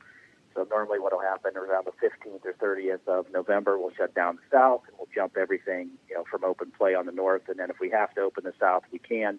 But the weather will really dictate, what kind of crowds that we bring in. So we can usually do it on an 18-hole facility after the 15th of November. But, if we keep getting weekends like what we've got scheduled here at, upper 60s, low 70s, I think you're gonna see this for at least up until Thanksgiving, and then it's a crapshoot from that point on. But anything that you can get in November or in March when the weather is good, is really, really good for golf courses, especially in this part of the country. And we try to take advantage of everything we can. And you say you try to stay open as long as possible, which tells me that it's kind of like it's an executive decision on when you guys close down for the season. So what dictates when you guys decide it's time to completely shut down? Is it a consistent bad weather? Is there a drop date? What kind of makes that decision happen where you go from, okay, this is a couple of days of snow, but we still could have a couple of days of warmth in the next week, to this is the time to kind of shut it down? Well, it's a combination of a couple things. Prior to my arrival, they had a set date where, boom, we're going to lock the doors on the 5th of November or whatever the case may be. It comes down to, number one, is the golf course playable? And, do we feel good at the price we're charging for having the golf facility? Is it at an upper echelon level with the conditions that you're dealing with? Snowfall will dictate that as well. Your first, with exception of Monday, your first real accumulation snowfall with, multiple days or multiple weeks of it being on the ground, certainly will get us to that point. We try to time it from a chemical application. We put down our winter fertilizers, our snow mold fertilizers, and everything from a maintenance and a chemical application standpoint, really before we get that first heavy snow. And really, once you put that down, you want to try to eliminate anybody really walking on it or tracking any of it up. So we sort of call it at that standpoint. But we try to go as long as we can now, with the exception of obviously Monday when that snowfall came. You knew in a day or two it was going to melt off, so it doesn't become an issue for you. But when does it become an issue for you? When you're not bringing any money in and you're still maintaining out there, when the guys could be sharpening the blades and preparing the equipment and the machinery for the following year.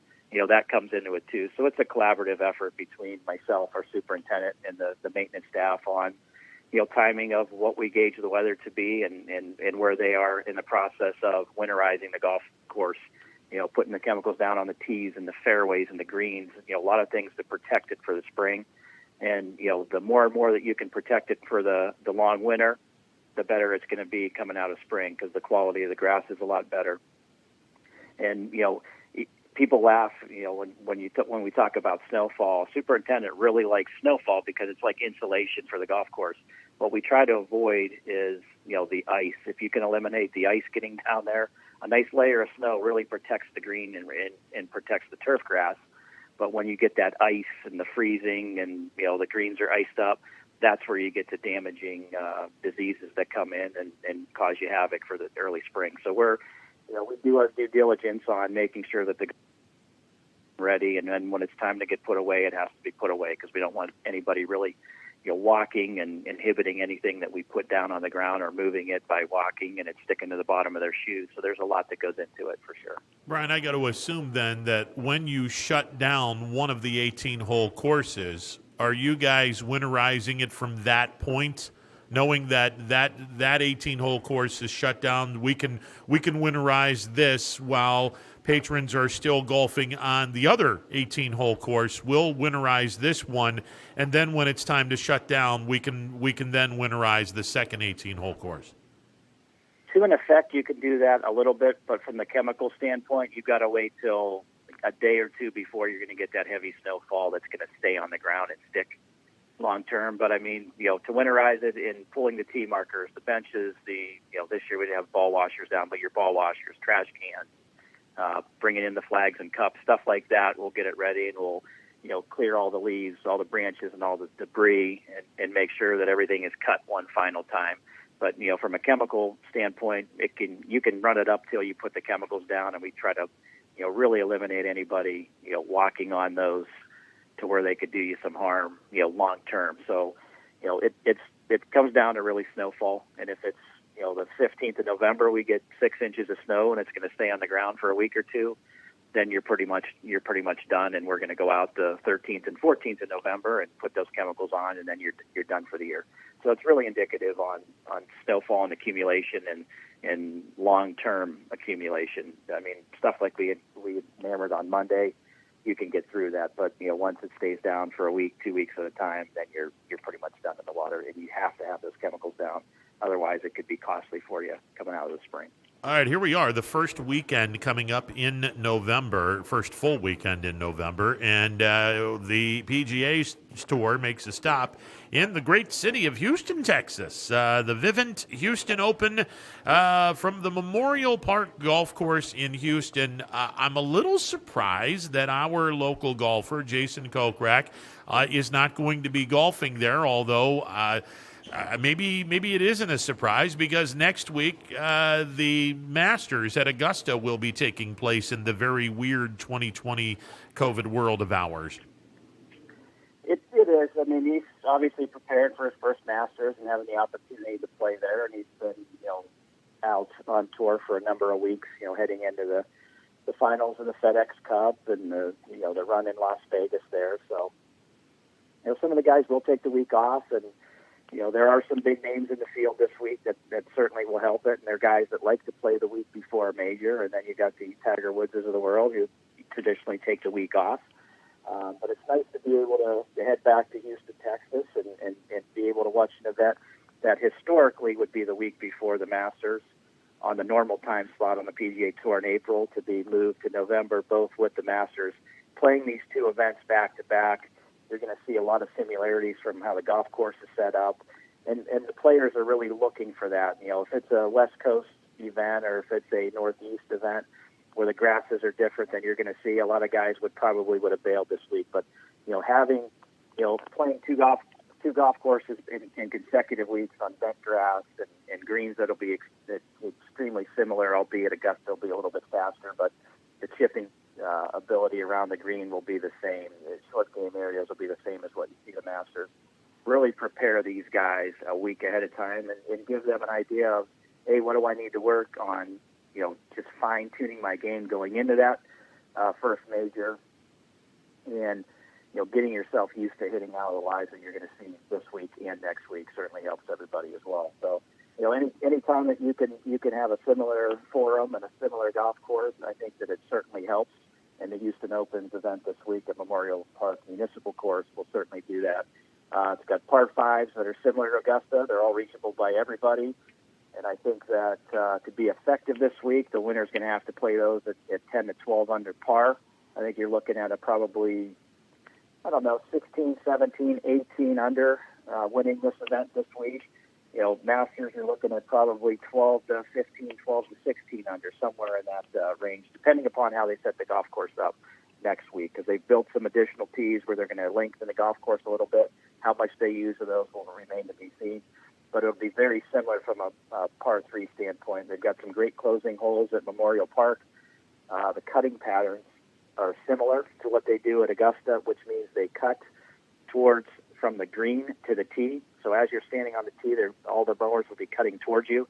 And it's one of those things where any time that you watch the Masters, after the event's over, you watch all the mowers go out, and you've got about 15 or 20 of them cutting, one pass all the way back, and you've got a fairway done because there's so many guys cutting. But it's always cut from green to tee, so you're always hitting shots with an iron into the grain. Bobby Jones was very prophetic on making sure that whoever won the Masters tournament had to be a great iron player. And any time that you have the grain into you, it allows for you have to be precise. You have to have clean contact. When it's away going towards the hole, you can hit behind it and still get away with a shot. Now at the Masters, you're not going to see that, and you're not going to see that this week at Augusta as well. So chipping, undulating greens. You're going to deal with a little bit of Texas wind. So you got to be able to flight your ball high and low, which in some aspects is a little bit different than what they're going to see at Augusta, because number one, it favors an iron player that can hit the ball high. can work the ball right to left and left to right and be able to stop the ball relatively quickly. So depending upon what wind comes in at the Houston Open, that would be the only difference between what you're going to see this week and at the Masters tournament. As we journey on and head forward.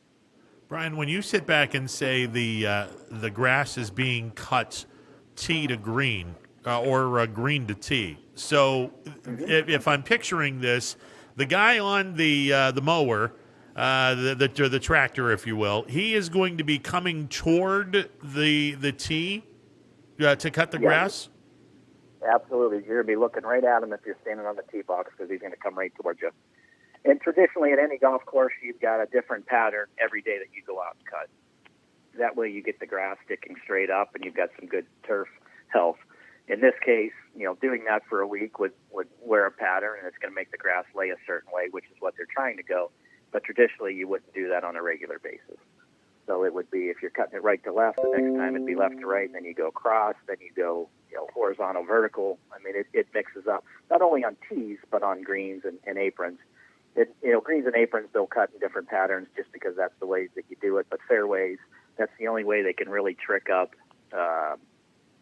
really trying to decipher who's a good iron player and who's not, or who may get away with a shot here or there. So, it's a big difference and something that's going to be very similar, moving into next week. All right, I'm curious. It's not a loaded field, but there's still plenty of really, really good golfers in the Houston Open. Give us your Power 5 this week. Yeah, looking at the field top to bottom, you do have, it's really a cross-section of what the PGA Tour is going to look like in the next 3 to 5 years. You've got, Dustin Johnson, Zach Johnson, you've got Phil Mickelson, Siwoo Kim, Brooks Koepka, Brandt Snedeker, Jordan Spieth. You've got some real power names on the PGA Tour. And then you throw some young guys in there. You've got, Scott Brown and Austin Cook and Dylan Fratelli and, Scott Stallings and Aaron Wise. So, I mean, it is a great cross-section. And I would suspect that all the older guys or all the veterans in this field are guys that like to play the week before a major, and they're trying to gear up. And I think that's why you see the Phil Mickelson, Charlie Hoffman, and the Hideki Matsuyama's on there. Ian Poulter's, another one of those guys that's a veteran that really doesn't have to play the week before, but is doing that to get himself prepared for the conditions next week. So, it's a tougher field to handicap because a lot of guys, will play traditionally in practice and hit shots that they're going to prepare for next week, not necessarily go for the win, as you would think. They're just getting themselves in some scenarios where they're going to have the same shots that they would have at the Masters. So I think our Power 5, obviously is going to have a mix of both this week. It starts off with number one, the player of the year, the reigning FedEx Cup champion, Dustin Johnson. I look at him as number one. He's the best player in the field. He's going to have a great tune-up for Augusta. If you're a betting guy, he certainly has the best odds this week. And any time that you have the best player in the field, they're going to be in that spot for first, second, or third place finish. I think he's probably one of the few that could win the week before and have a shot at the Masters. Usually the players that win the week before don't necessarily win the Masters. I think Phil Mickelson and Zach Johnson, I think, are the only two that have won the week before heading in to the Masters. And I think Zach won the Houston Open heading in, and then the old Bell South back in, I think, the early 1990s is when Mickelson won and played with the two drivers that whole noise. So I think you're not going to see too many power players in there, with the exception of Dustin, who can certainly get it done. Coming in at number two is Russell Henley, a name we've heard. It's won 6 times on the PGA Tour. He's the 2017 champion there. He's got a runner-up. One of those guys that's playing to win this week, and obviously in trying to get into the top 20 or top 15 at the Masters the following week. But he's definitely one of those guys that's searching for a win. He's got a good track record of winning down there, and he's got a lot to pull from based on past history. So he's going to come in at number 2 this week. Number 3, Tony Finau. May not be the winner, only won one time on the PGA Tour, but he tends to get himself in the hunt. He's a guy that hits his irons very solid, and one of the few guys out there that can really work the ball high and low, right to left and left to right. So if you get into where you're going to see some Texas winds, his iron game, I think, is going to be right for being in contention. I see him as top 5 or better based on how he hits his iron. And I think he's going to shake off what happened to him at the Memorial. He went into Sunday's round this past year with the first reset of the COVID stuff at the Memorial with like a 5 or 6 shot lead, and shot 78 in the last round, or 76 or whatever it was, and fell by the wayside. So I think if he can shake that off and sort of reset it, I think Tony Finau will be in there as well. I think you go to number 4. You look at Ohio's Ryan Armour, coming off a strong performance last week. He's played great the last 3 or 4 weeks. I think it's another one of those guys that not necessarily is going to compete at a high level at the Masters, but certainly could win this week while others are working on iron shots or chipping or leaving the ball in positions that they're going to find familiar at the Masters. And I think his game could benefit just by the way he's playing. Coming in at number 5, going to a more known player, the 2018 champion, Ian Poulter. Not personally one of my favorites, but I think his game is ripe for Houston. Obviously won there in the past, certainly hits the ball well. Lives in Florida during the season and the off-season.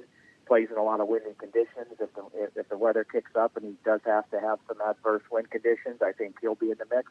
And my 2 sleepers are a pair of young guns this week, Victor Hovland and Bo Hostler. Bo Hostler was the runner-up there in 2018, but both of those guys compete well at the collegiate level down in Texas. I think they have a lot of familiarity with the golf course, and I think 2 of those guys could pop through or be in the mix, come Saturday and Sunday. For me, I'm looking at Hideki Matsuyama. I think from tee to green the last 3 months, he's been playing really well. I think he's 4th in tee to green in the last 3 months of players that have had, 4 or more measured rounds. So I think he's going to have a really good week. I'd be shocked if he's not in the top 10. And I'm going to pick him to win. And I think James Hahn might be a sleeper as well. He's like 60-1 odds. So if you're looking for a sleeper, I think James Hahn would be a good pick for that.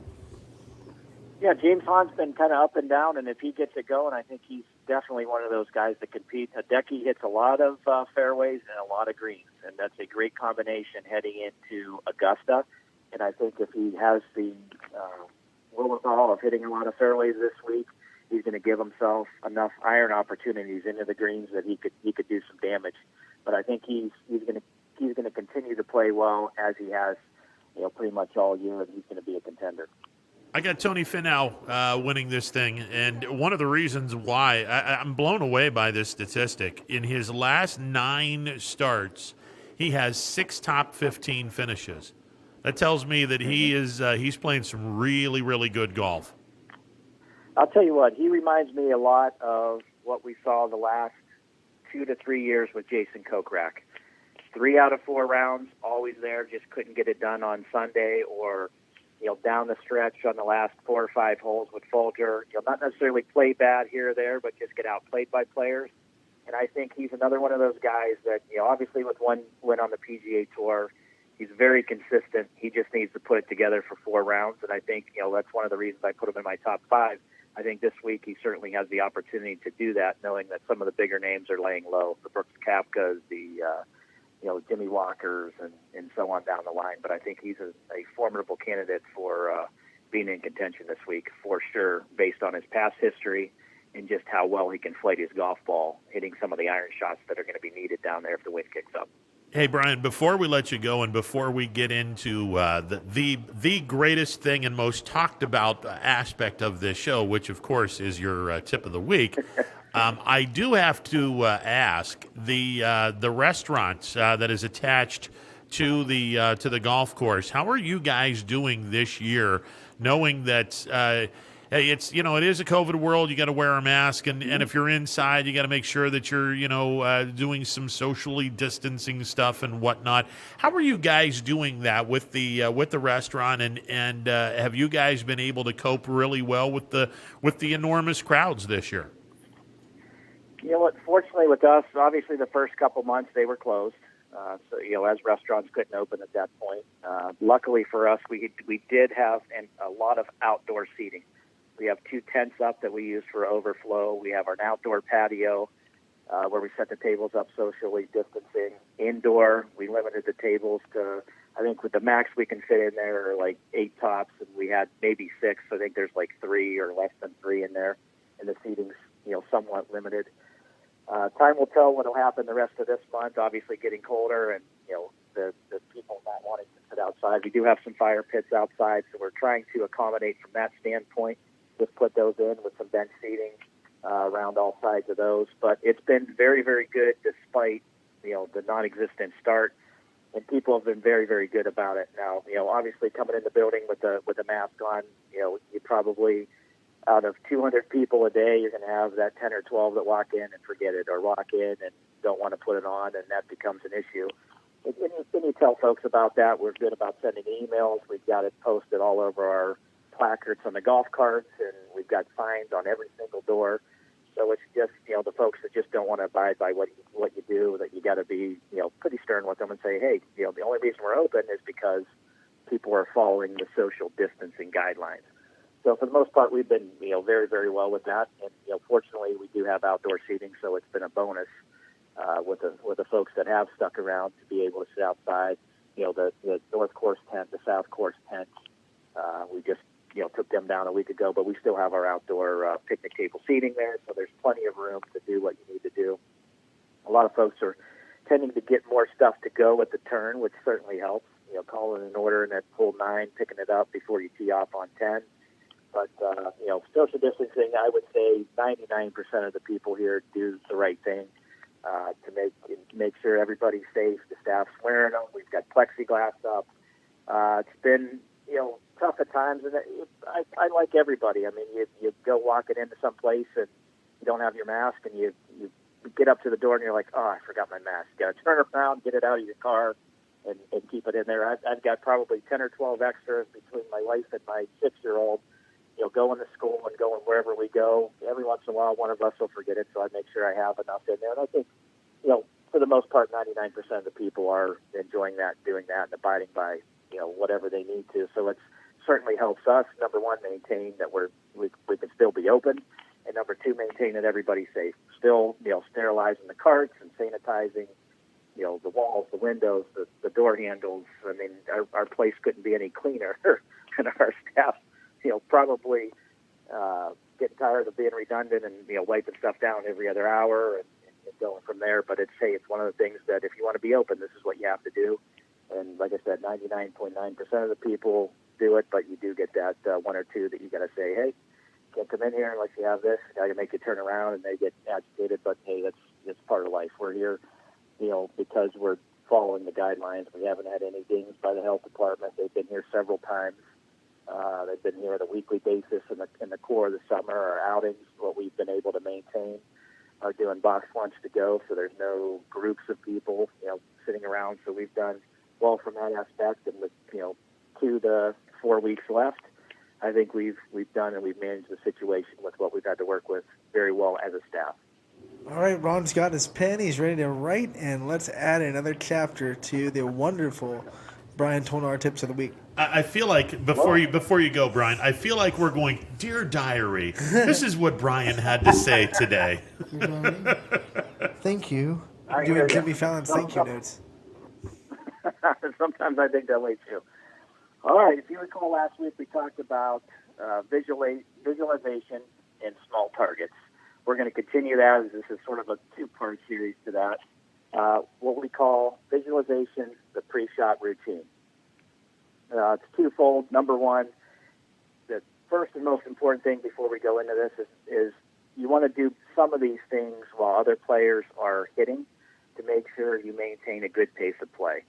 The worst thing that you see is, guys doing all of these drills and all of these steps before he hits the ball, but, it's after someone's hit the ball and you're going through this. You can be doing some of these and rehearsing some of these while you're waiting for your buddy or whoever you're playing with, the other 2 or 3 guys in your foursome, so everybody maintains a good pace of play. So number one, it's a pre-shot routine. So what we're going to talk about is anytime that you watch the PGA Tour, anytime that you watch a great collegiate player, LPGA, what have you, at that upper echelon level, you notice that they're always standing behind the ball, and they're always looking at the target, similar to what we talked about last week.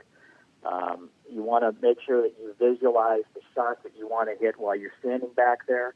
So I'm going to stand, 5 or 10 feet behind the ball. I usually like to do it while other people are hitting, so I'm looking at them and looking at the shot that I'm visualizing myself hitting. So say I have a 150-yard shot, so I've got my trusty 7-iron in my hand. I've got a pin that's tucked, we'll say, to the right of the green. So I'm going to stand back there, and I'm going to say my target line is going to be the center of the green because, I want to make sure I hit the green. And number 2, I'm going to try to hit a fade, or I'm going to try to hit a cut shot that starts at the center of the green and sort of leaks towards the flag. It doesn't leak. It's on the middle of the green. If it leaks, it should be pretty darn close. So visualizing the shot that you want to hit, number one thing that you're thinking about as you're standing there looking at the golf ball in relationship to where you're trying to hit it. The next thing, after you visualize the shot, picture the shot that you're going to hit. Watch the ball actually go there, if you can do that in your mind. Visualizing, to see the shot and the shot pattern, and then actually see the shot is the next step. For me, after that, I take 1 or 2 practice swings to try to rehearse the swing that I'm trying to make. And then I go back to our process from last week. I look for a small target, whether it be a twig, a leaf, a blade of grass, a divot that's between myself and where I'm trying to hit. Line the club face up to that. Take my stance. I'm ready to go. My last initiative when I take my pre-shot routine is take a look over my front shoulder, which for me, I'm a right-handed golfer. It's my left shoulder. Without moving my shoulders, I rotate my head. I want to make sure my left shoulder is right on target with where I'm trying to hit. In this case, it's the middle of the green, and if I fade it, the ball's going to go where I want to go. Before you hit the shot, you want to stay with a positive thought in mind. You want to see that shot, and you only want to see that. You don't want to see a shot hitting in the rough, or I'm going to hit this short, I'm going to hit it fat, I'm going to chunk it, I'm going to top it. Be positive, stay out of the negative. From that standpoint, fire away, hit the shot. And I think from this standpoint, probably some of the most important parts post-shot is, number 1, holding that pose at the finish from a final component. What that is going to allow you to do is, number 1, it creates positive muscle memory, and it creates a solid feel for the distance that you're hitting the shot and the shot pattern that you're trying to maintain. It's more so dramatic when you're putting and you're chipping. If I'm hitting a 10-footer, I want to make sure that I hold my finish to where I'm going to hold it there until that ball stops rolling, because muscle memory is going to tell you, hey, I left that a foot short. Next one, I got to go a little bit harder. So you want to be able to feel the distances that you're hitting and create a positive muscle memory. And I think if you do these things, number 1, you're going to increase your pace of play, which is important to make sure that we go at a good pace of play and keep up and maintain with the group ahead of us from a time standpoint. But more importantly, you're visualizing positive shots. You're not seeing yourself hitting your ball in the water. You're not seeing yourself hitting the ball in a bunker. And you're seeing that right before you hit it. I mean, the shot will happen in less than 2 seconds, but the 30 seconds or 45 seconds prior, by standing behind the ball, visualizing your shot, picturing the shot, taking those 1 or 2 practice swings, lining yourself up, taking that final look, are very important in hitting and making a positive swing. Okay, you brought up something really interesting, and I'm a right-handed golfer as well. So my left shoulder is extremely important. I want you to repeat that point, because I think there's a lot of golfers that might not be thinking about that intricacy of the swing. I think it's important, and I think your last check is, from an alignment standpoint, going into the basic fundamentals of golf, you want to make sure that your feet, knees, hips, and shoulders are all parallel to your target line. So I look at it as where the ball lays in my stance. I think of 2 train tracks. 1, where your feet, knees, hips, and shoulders are all aligned with, and 2, where the ball is. So those have to be perfectly parallel. So if I'm looking down and my shoulder's way left or way right, that's going to be a cue for me to say, hey, I'm not in check with my alignment. I'm not aiming where I'm supposed to be.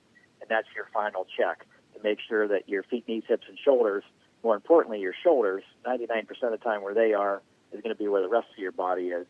in relationship to where your feet is on the ground, making sure that you're parallel with the ball. So just that simple, without moving your body and without moving your shoulders, just rotate your head. So your head comes over that, in my case, is the left shoulder, which is your front shoulder, and you're looking at the target line to make sure you're parallel with where you're trying to hit the ball. And I think if you do that, you're in really, really good shape. But, alignment is king. The grip, the alignment, and the setup are very, very important. And this is your last check before you get that shot. Okay, for those of us, and I'm not going to mention any names. Well, I will. Me.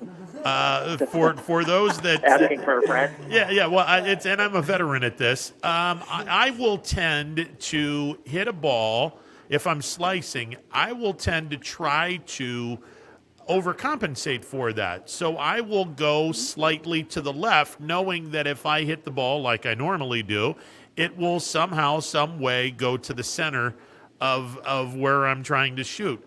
I got to get out of that habit, but what can I do to avoid constantly hitting a ball and having it go all the way to the right? Well, a couple of things happen. If I'm a slicer and I'm a right-hander, the more that I open up, the more I'm going to slice it. The more you're going to come across it, the more side spin that you're going to put on it. So the opposite's going to apply to a slicer. If they want to control their slice, number one, they have to get square. And if they're still slicing it from a square position, a good Band-Aid in the middle of the round is closing yourself up. So I'm going to aim a little bit further right, knowing that that's going to help me square the club up. Not something that we teach. We don't teach Band-Aids. We make sure that the golfer's going out there and the swing path is where it's supposed to be. But any pinch, when you're losing a lot of shots to the right and you're in the middle of the round and you can't stop it, you have to square it up and you have to go closed, if anything, because that's going to certainly help you. And it really will help you with your path. But the further you open up left, the more side spin, the more across your swing path is going to be. So that's sort of opposite of what you're looking for. A lot of people think, well, I hit a big banana slice, so I'm just going to keep aiming, further left and further left. That's just going to make the slice go even bigger. And number two, it's going to put more side spin, and it's going to take a lot of distance off. Ideally, when you hit that shot, whether it be a tee shot, you want it to hit and roll forward. Those big slicing shots are going to hit, and they don't roll very far. Some of them even back up in the fairway if it's soft. So being square is where we try to get everybody, and then from a teaching standpoint, we're working on path, making sure that club's coming back on plane and on the path that we need to get it square at impact. So, moving a little bit left is not necessarily the right drill, but in a pinch, you want to move right, if you can think of that, because that would square everything up. That would close it down a little bit, but that's not – it'll get you fixed in a pinch, but it's what I call a Band-Aid. It's not going to help you long term. That's an interesting concept, and obviously one that I'm going to be using a heck of a lot, because I need all the Band-Aids I can get when I am in the slice mode. So there you go. And that's just basically leads to the final question, which will be gift cards for the holiday season. Perhaps maybe golf lessons for the person who desperately needs them. Are you guys in the market for doing that in your pro shop as we get closer to the Christmas and Hanukkah season? Absolutely. We have many capabilities, whether you're looking for golf lessons, preparing yourself for a gift card to participate in a golf clinic, a ladies golf school, a junior camp, a ladies camp, a senior lesson series.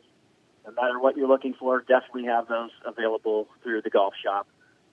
We also have those available at our warming house at the Wick Recreation Area. And any gift card with our new point-of-sale system that we put in this year is good for the boathouses, so Newport and Glacier when those open, the Wick Par 3 course, any program, any field rental, any green fee, any cart fee, any merchandise that you want to buy, any golf lesson or golf recreational program. So it's a one-stop shop now where you used to have to go to each one of those entities and get a separate thing. We're all on one deal, so if you buy $100 gift card, you can use it at any of those throughout the course of the spring, summer, and fall, which is kind of what we like. When it comes to gifts in the pro shop, we've got a fall sale going right now. we'll have a Black Friday sale from 10 to 4 on the 27th, and then we go into our 12 Days of Christmas sale, where we unveil a special savings on the 7th, and we run that all the way through the 22nd, and then we have a big blowout sale here at the golf shop on the 23rd, and that's when we wrap our year up here, and we basically shut it down for January and February. We do all our preparing, all our scheduling, booking, reservations, tee times, all of that stuff, and program layout and schedule in those 2 months before we open the doors back up and, to a fully stocked pro shop the 1st or 15th of March, depending on when the weather wants to cooperate. So it's a great time to be able to accomplish any of those things or buy a gift, as we head into the holiday season. Some of the savings that you're going to see are fabulous. It's like anything, all sales are final, and what we've got left is what we've got left, and we try to run until it's empty on the 23rd, which is our goal. That way we start fresh every year. Another thing that you could think about is on the 15th of this month we have what we call our Snowbird Scramble. It's a 4-player scramble, amateur event, men, women, seniors, and we've got different tees. We tuck all the pins on the hardest spots, and just make it for a fun closing event. Now, I will tell you, in the 6 years of doing this, it's been like 70. And for a traditional snowbird, you want it to be snowing a little bit, and make it fun. But I mean, we set the pins up like putt-putt. It's fun. It's something you don't normally see from a pin location standpoint. But it's just a fun way to close out the year. Winning teams, get prizes, and we have a little dinner at hole 55, which I'm sure will be probably to go this year with the COVID stuff, unless that changes. But all in all, it's a good event to close out the year, and we'll have that available until like the 13th. I think is the deadline for that. The 15th on Sunday. Usually try to coincide that with a Browns game and everybody finishing at the same time, and it's a good event for us to close out and blow out some of the stuff in the pro shop, and the restaurant to blow out their inventory because they close at the 30th of November. So it's if anybody's interested in the Snowbird Scramble, we have entry fees available here and on our Facebook webpage. Just submit it. I've got a guy by the name of Jordan Rogers who runs it, and then we facilitate it here at the Metro Park. So it's a great way to close out the year. I'll tell you, that was a great tip, Brian, but when you say pace of play and pre-shot routine, I get terrible nightmares of sitting through Sergio Garcia back in the day and his 150 waggles before he would hit the ball. And that's exactly why we put the disclaimer out there. While your others in your group are hitting, you're doing all of these things. You're looking at it. You're taking your practice swings, and as soon as their shot's fired, you're walking right up to the ball, looking over your shoulder, and you're ready to rock. Very, very important. And I think that's one of the things that when the AJGA comes here, the kids are very versed at doing that. They're concentrating on where everybody else is and what you have to do to make sure that you're playing under 3 hours and 50 minutes, because the kids play fast in threesomes and foursomes. No one wants to be a Sergio Garcia. Don't be that guy. No, plus he had that thing going with his grip and all of that stuff. Remember, he had that for about a year. Oh, man, that was fun to watch. Like, pull the trigger already. Let's go. Yeah. I swear he was doing Morse code with the with the club, where he was moving it up and down. I was like, oh, Morse code for I'm struggling, get me a doctor, help. Yeah. And that U.S. Open at best page black, I guess some of the people like, come on, hit it already. They were screaming out there at the U.S. Open, I think, the 1 year. So, yeah, don't be that guy. There's no question about it. Hey, Brian. And like my parents said starting out, when I started out, if you're going to play bad fast. I guess it makes it more enjoyable for everybody. There you go. My goal is just play fast. That's it. There you go. Brian, always a pleasure, sir. We look forward to seeing you next week, because next week we'll go, hello, friends. Oh, the big enchilada, no doubt. Maybe we'll do some 18 holes with a cart giveaway, call-ins or something. We'll think of something. That's actually a really good idea. Actually, if we really want to have some fun, and I'm sure Anthony would like this too. How about we do the show from Mill Creek next week? Hey, I'm for it. Come on down. All right. Hey, have a great week, and we will talk next week, sir. You got it. Have a great week, guys. Thank you. All right. See you. Brian Solnar from Mill Creek. joining us as he does every Wednesday at this time on the MP Vivo Heating and Air Conditioning Hotline. And while he's doing the tip of the week, I was doing my my best Jimmy Fallon impersonation. Doing my thank. You guys mind if I do the thank you cards? Can I have a little bit of music, please? Thank you, Brian Tolnar. Thank you, Brian Tolnar, for realizing that I truly do suck at golf. Oh God, I swear. We're going to put this in chronological order. All of the stuff that we've been doing. This one would probably be like up in number 1 because it's pre-shot routine. Well, it's and it it may not be the tee shot, but I think this should probably be first because in reality you're doing this before every shot. Right. So yeah, this has got to be near the top or at the top, one would think. So anyway. 330-886-0813. Champ, while our Notre Dame guy, Brian Driscoll was on. Good, I got the Bryans mixed up. Champ wanted to know if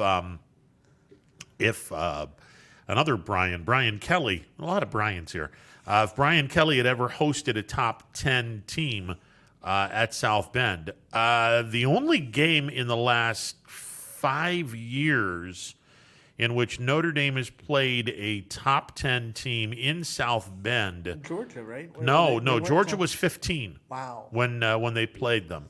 Stanford in 2018 was number 7 in the country.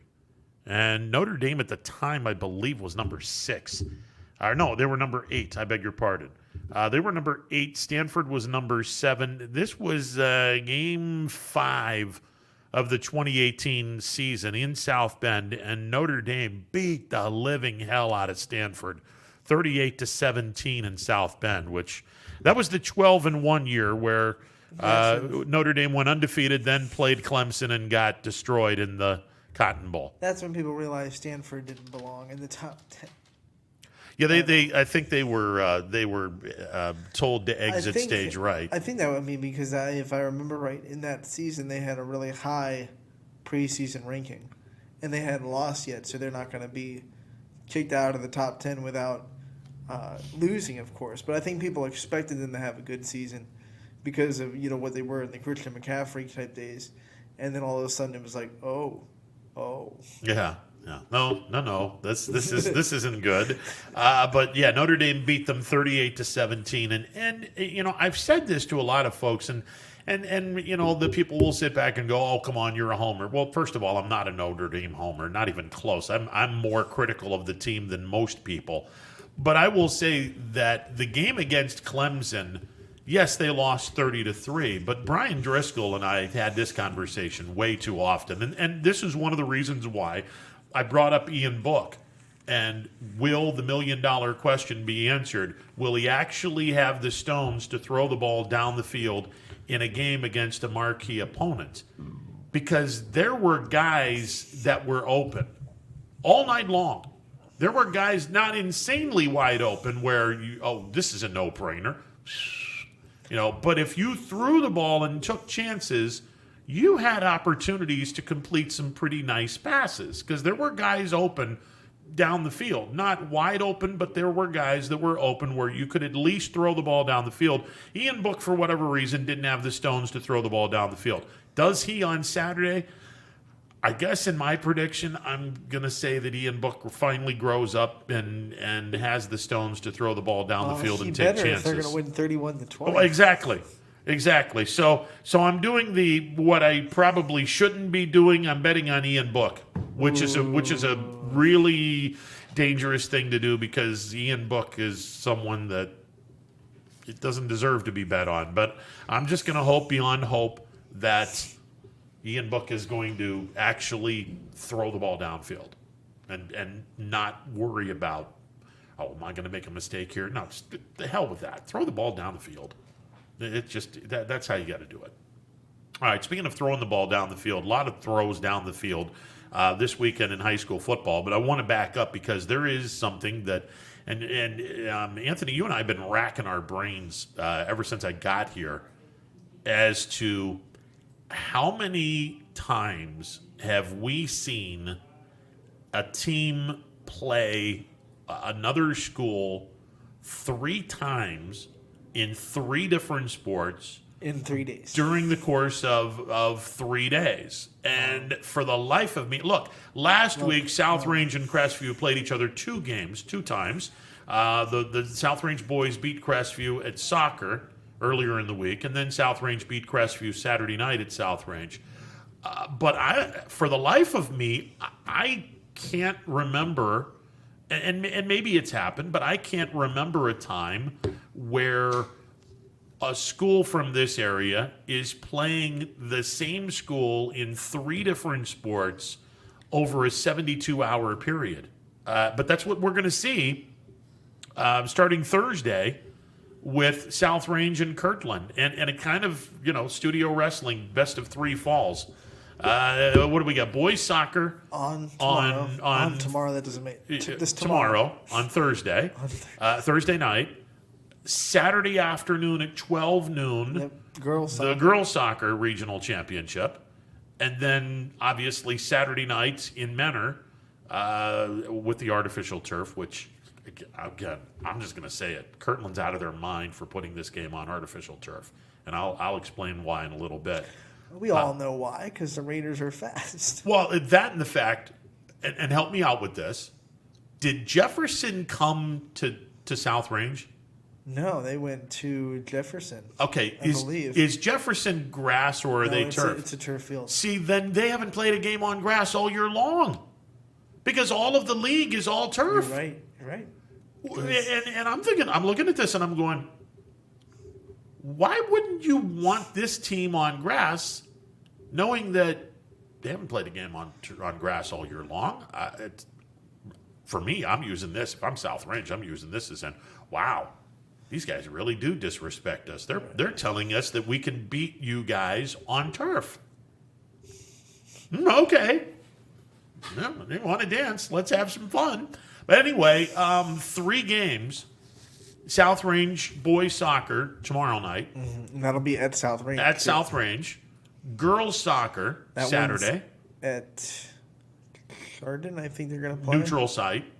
And the football game neutral site. Right. So 1 home game, 2 neutral sites, best of 3. The 2 schools that obviously have great programs, not just football, great programs in fall, clearly. I can't remember a time where this has happened. I'm going to have to rack my brain on this one, but I cannot think of a time that this has happened. So that's fantastic. No, and the Kirtland Stat Crew Twitter, which always puts out really good numbers between games, they say this is a historic week. So I don't know if that means, they didn't really clarify what they meant by that. But I think it means, if I'm just something guess, that no one's ever played the same team in 3 different sports at this level of a tournament in 3 days. I mean, it's just, you don't see it too often. No. I don't think we've ever saw it. I mean, we've seen twice. Yeah, we've seen twice. We saw it twice last week. But 3 times. I mean, 3 different sports. Yeah. All in regional tournaments. Yeah, that's pretty impressive. And by the way, I believe Kirtland also is playing in the regional semifinals for volleyball. They're not playing South Range, but they're also playing down. I think they're playing Independence at Barberton. So. Yeah, there you go. Well, dang. And that by the way, the winner of that game, in all likelihood, God, I don't want to jinx them, but the winner of that game plays Crestview. Right. So yeah, hopefully that's going to be the case. I don't want to jinx Coach Howard. Crestvew's got Smithville. Yes. So where you have to be a Smith. The Smitties. Yeah, you have to be a Smith, otherwise you're not allowed in Smithville. So. It'll be. I don't think that I know we've seen a lot of. Okay, we were playing them twice in 1 week, but I've never seen. At least I can't remember a time where I've ever seen one school playing another school 3 times in the span of 72 hours, or in the span of a week, in 3 different sports. I can't remember any any school doing that. Now, Kirtland is probably saying, and we don't know this because they didn't specify, maybe they're saying this is the first time for them. Maybe it is the first time in OHSAA history, but maybe it's the first time for them. Well, all I know is it's pretty. Either way, it's first time in a while. It's pretty impressive, is what it is. Impressive. Yeah, it's pretty impressive. And again, that starts tonight. We'll dive into the way the South Range girls won last night when John Vargo calls, and he'll kind of break, because he knows a little bit more about soccer, so he can break down exactly what went down with all that. But what an amazing last second kind of win for the South Range girls. I want to know. How bad does someone feel to kick a ball into their own goal? It was a corner kick, I believe. I think Haley Novak came in, their South Range kicker as well, came in and kicked a corner kick, and in the chaos when the ball was kind of going around between players, it bounced off of a Berkshire foot and went into their goal. So they were trying to get it out of there, their goal, and it's with 36 seconds left, an own goal to lose a regional semifinal. When I saw it, I was hoping it wasn't like someone, like the kicker accidentally kicked it the wrong way, or one of those fluke things. Yeah. Or the kicker just whiffed on a pass, or the goalie just whiffed on a pass to her. Because that's even worse. No, it is. I mean, at least it was a good corner kick that just kind of got dribbled around a little bit. Sure. But it just, I mean, but when you look at that and you're like, oh no, did I really do this? They worked so hard to tie it up because Bree Kohler scored for the Raiders early, so they had to lead, I think, at the 11-minute mark, and it stayed 1-0. Did they give her the credit for the goal? No. The second? No, it was an own goal. Okay. So all right. Kohler just had the goal in the first half. Gotcha. But then, they came back, and I think one of their girls tied it up midway through the second half. And then, to lose like that after you work so hard to tie the game up, it's tough. Yeah, that's tough for the Badgers. That's tough. Go Raiders. Well, there you go. I mean, we'll gladly take the trip. I mean, I feel bad for the person that did that, but onward and upward for the Raiders. You feel great for the program, right? But you feel bad for the person that cost their team, or I don't want to say cost their team, because that's kind of a harsh thing to say. But you feel bad for that person, but well, I'm not going to feel bad that long because we're in the regional championship game. There you go. I mean, it's a cold world. You feel bad for about a second. You feel bad for about a second, and you're like, oh man, wait a second, we won. Never mind. It all worked out. Yeah, it all worked out. 330-886-0813. John Vargo is coming up in a bit. We'll talk volleyball, we'll talk soccer, and we'll talk football. And again, every regional semifinal game or scenario is set up with the exception of Division 5. And we made mention of this before we get John on. If West Lafayette upsets Ironton, the number 1 seed, they would play the winner of South Range Kirtland. We think. Hopefully, South Range. We think. Well, I mean, it makes sense, but sometimes things that don't always make sense. Well, I mean, that has to be it. Right. Otherwise, why would you wait? Otherwise, why would you wait? Right. And I think the fact that West Lafayette is an hour and 50 minutes away from the South Range, or 2 and change. Well, who cares how far they are from Kirtland? An hour and 50 from South Range. It makes a lot more sense to have those two teams play than the winner of two teams that are near Toledo, where those guys can travel down I-75 to Cincinnati and be there in about 2.5 hours. Unless they want to make sure, no matter what, it's a south versus north type of thing. Because would you consider Lafayette south of the state? Are they that far south? Would you I mean, Coshocton really isn't that far south, are they? That's the first time I've heard Coshocton ever. So. Okay, well, okay. Coshocton, in between Coshocton and Cambridge. Cambridge is on 77 heading south. So, it's not that far south. I mean, if it were a Mason-Dixon line, would it be the line? Near the line? My Ohio geography sucks. It really does. We're going to take a time out. We'll get John Vargo up. We'll talk a little bit about that, talk about the upcoming soccer and volleyball tournaments and and get his opinion on the football playoffs as well. John Vargo coming up in a bit. It's a Wednesday edition of Running Points on ysnlive.com. Brought to you by Greenwood Chevrolet on Mahoning Avenue in Austintown. Hi, this is Tommy Clem, owner of WRS Insurance Solutions, reminding you that it is open enrollment for Medicare. Now through December 7th, those who qualify can visit our local independent agency by calling us at 330-953-3722 or visiting us at wrsinsurancesolutions.com to learn more. Good luck to all the student athletes in the Valley. Attention all football fans. If you can't see your team play, come and dine with us and watch it live at Boardman, Canfield, or Cortland.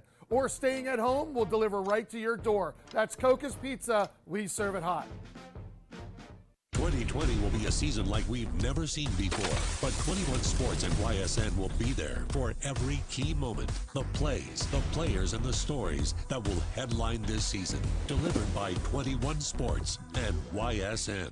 Planning a project around your home or rental property? Trust the electrical service to the local experts with 62 years of serving the Mahoning Valley. Joe Dickey Electric is your local go-to source for responsive, reliable residential electrical work. From everyday maintenance and repairs to new installations, electrical upgrades, and safety inspections, no job is too big or too small. Call Joe Dickey Electric today, 800-549-3976, or visit DickeyElectric.com.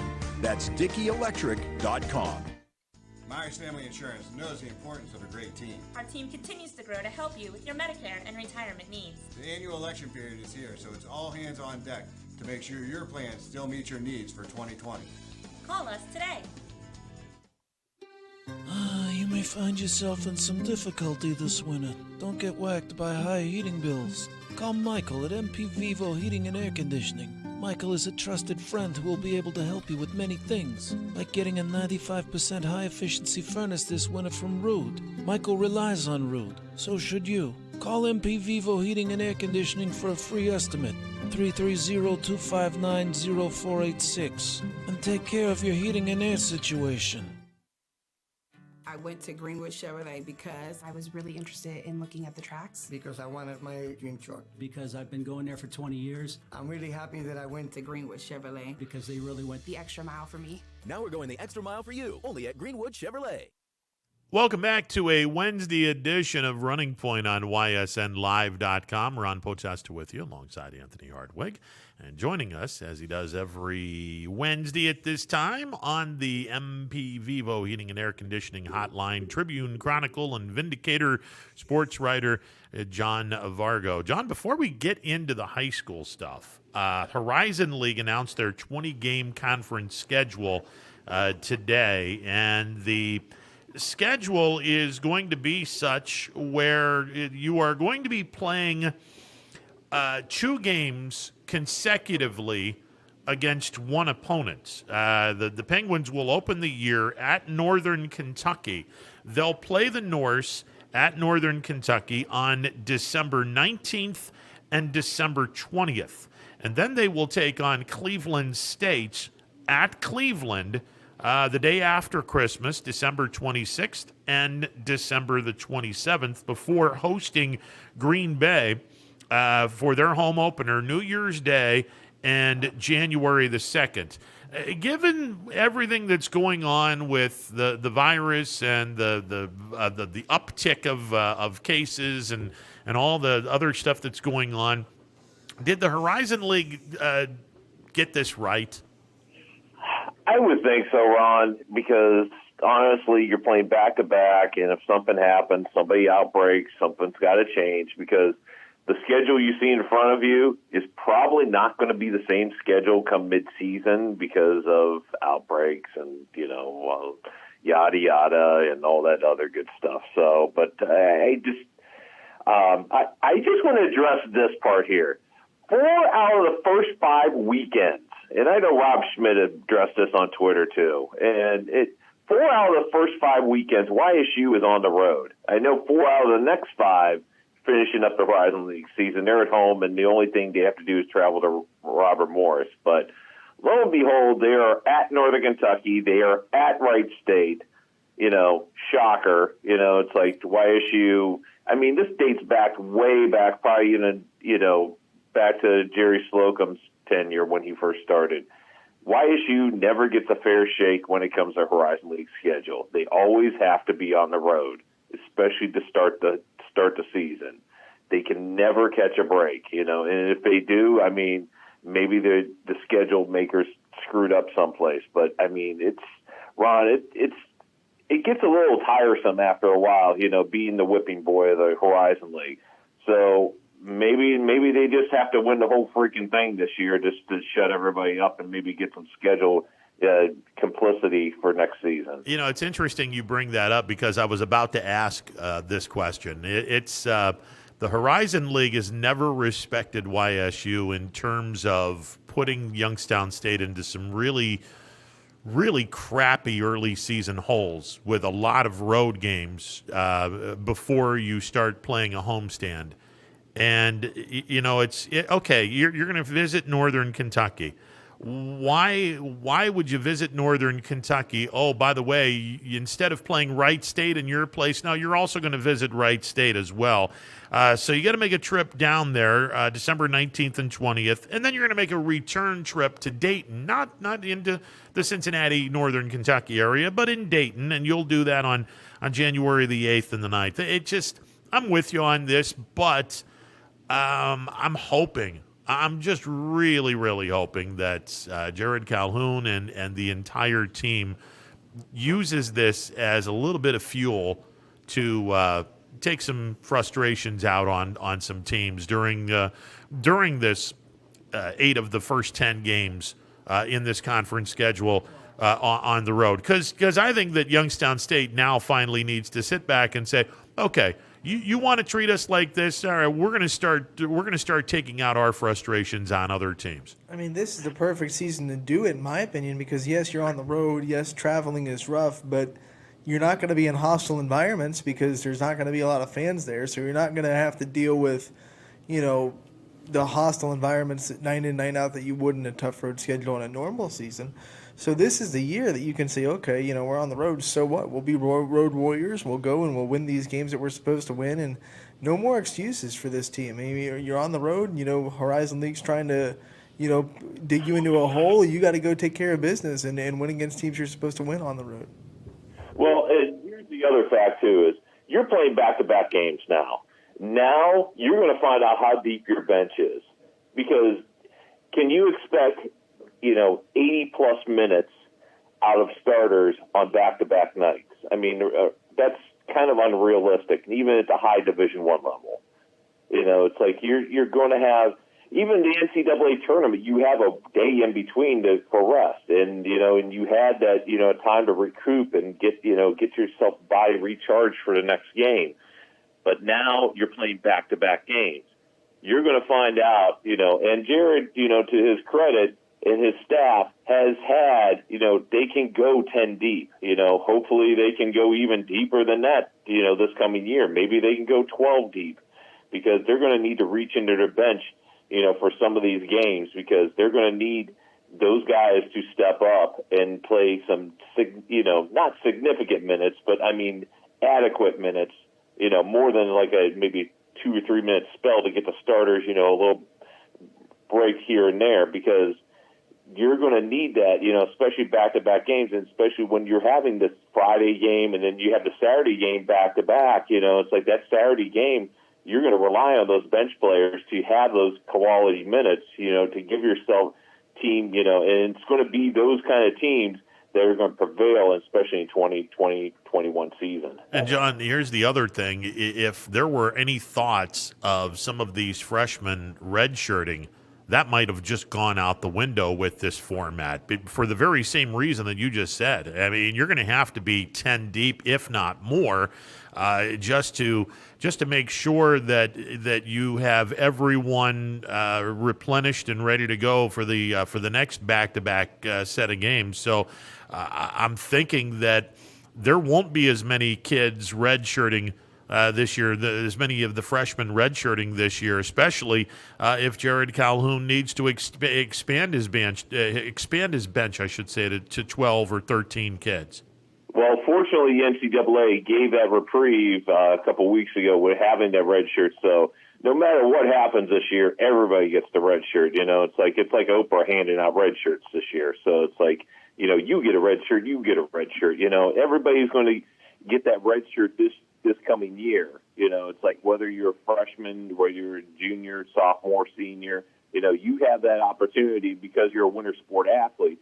Now that that said, you could utilize that bench and don't have to worry about, burning out, the kid that you would probably have as a red shirt, and don't have to worry about that because they're coming back for another year because of the 2020 chaos.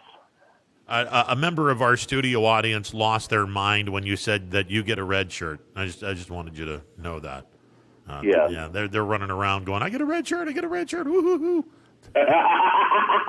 I love it. My kind of people, Ron. My kind of people. There you go. Hey, last night, the South Range defeating Burton Berkshire 2-1 in a very weird kind of way. Look, you're the parent of a goalie, and we'll get into Mooney playing their regional game tonight.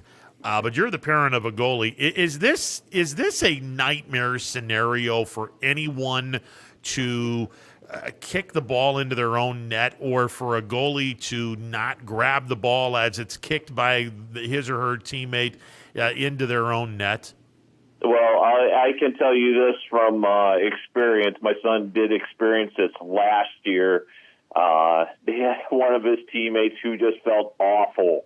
It's like accidentally went off the foot and went into their own goal. It's like, and he just felt horrendous. It was a 1-point loss. So it's like, but yeah, I can't imagine what Berkshire's feeling today. I really can't. And my heart really aches for them, Ron, because it's like, that is just the most awful way to lose a game, is an own goal, especially in the last minute of a game.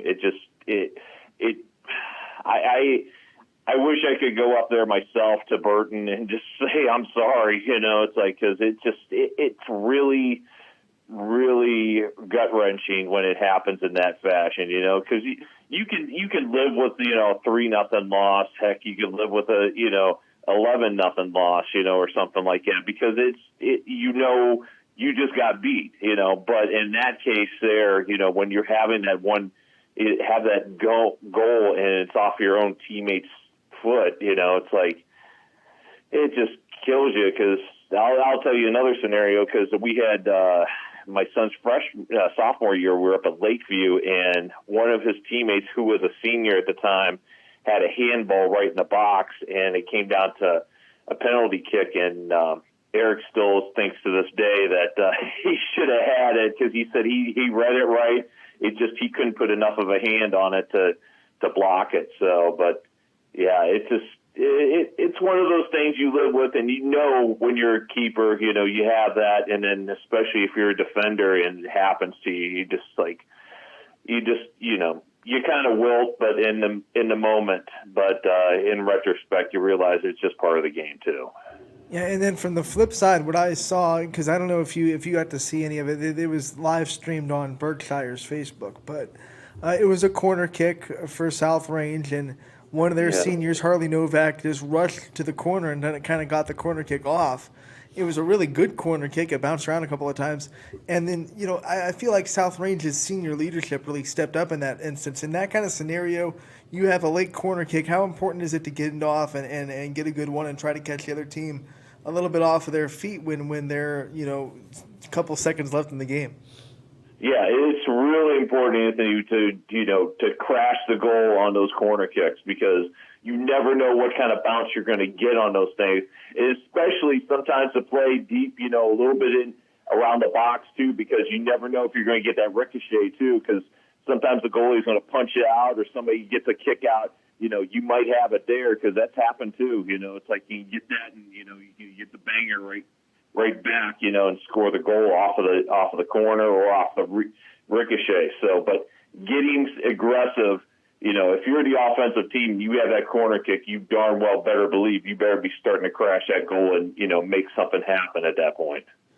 when I talk about South Range girls soccer, and I was down there at South Range on Saturday, and I could talk to a couple of people that know more about soccer than I do, and they just say that what a tremendous 1-2 punch Gabby Lamparty and Brie Kohler are, and they keep telling me that Lamparty can really play soccer anywhere that she wants to at this point. I don't know if you've had a chance to watch them at all, but what kind of talent is that in Brie Kohler and Gabby Lamparty compared to teams around the state? Well, I don't know. I can't speak for that, but I know some of our guys have covered that team, and they're very impressed with the the cohesiveness of the South Range team. So, in the way they're able to do things, because when especially at the high school level, when you do have that 1-2 punch, that solid 1-2 punch that either teammate can go off at any time.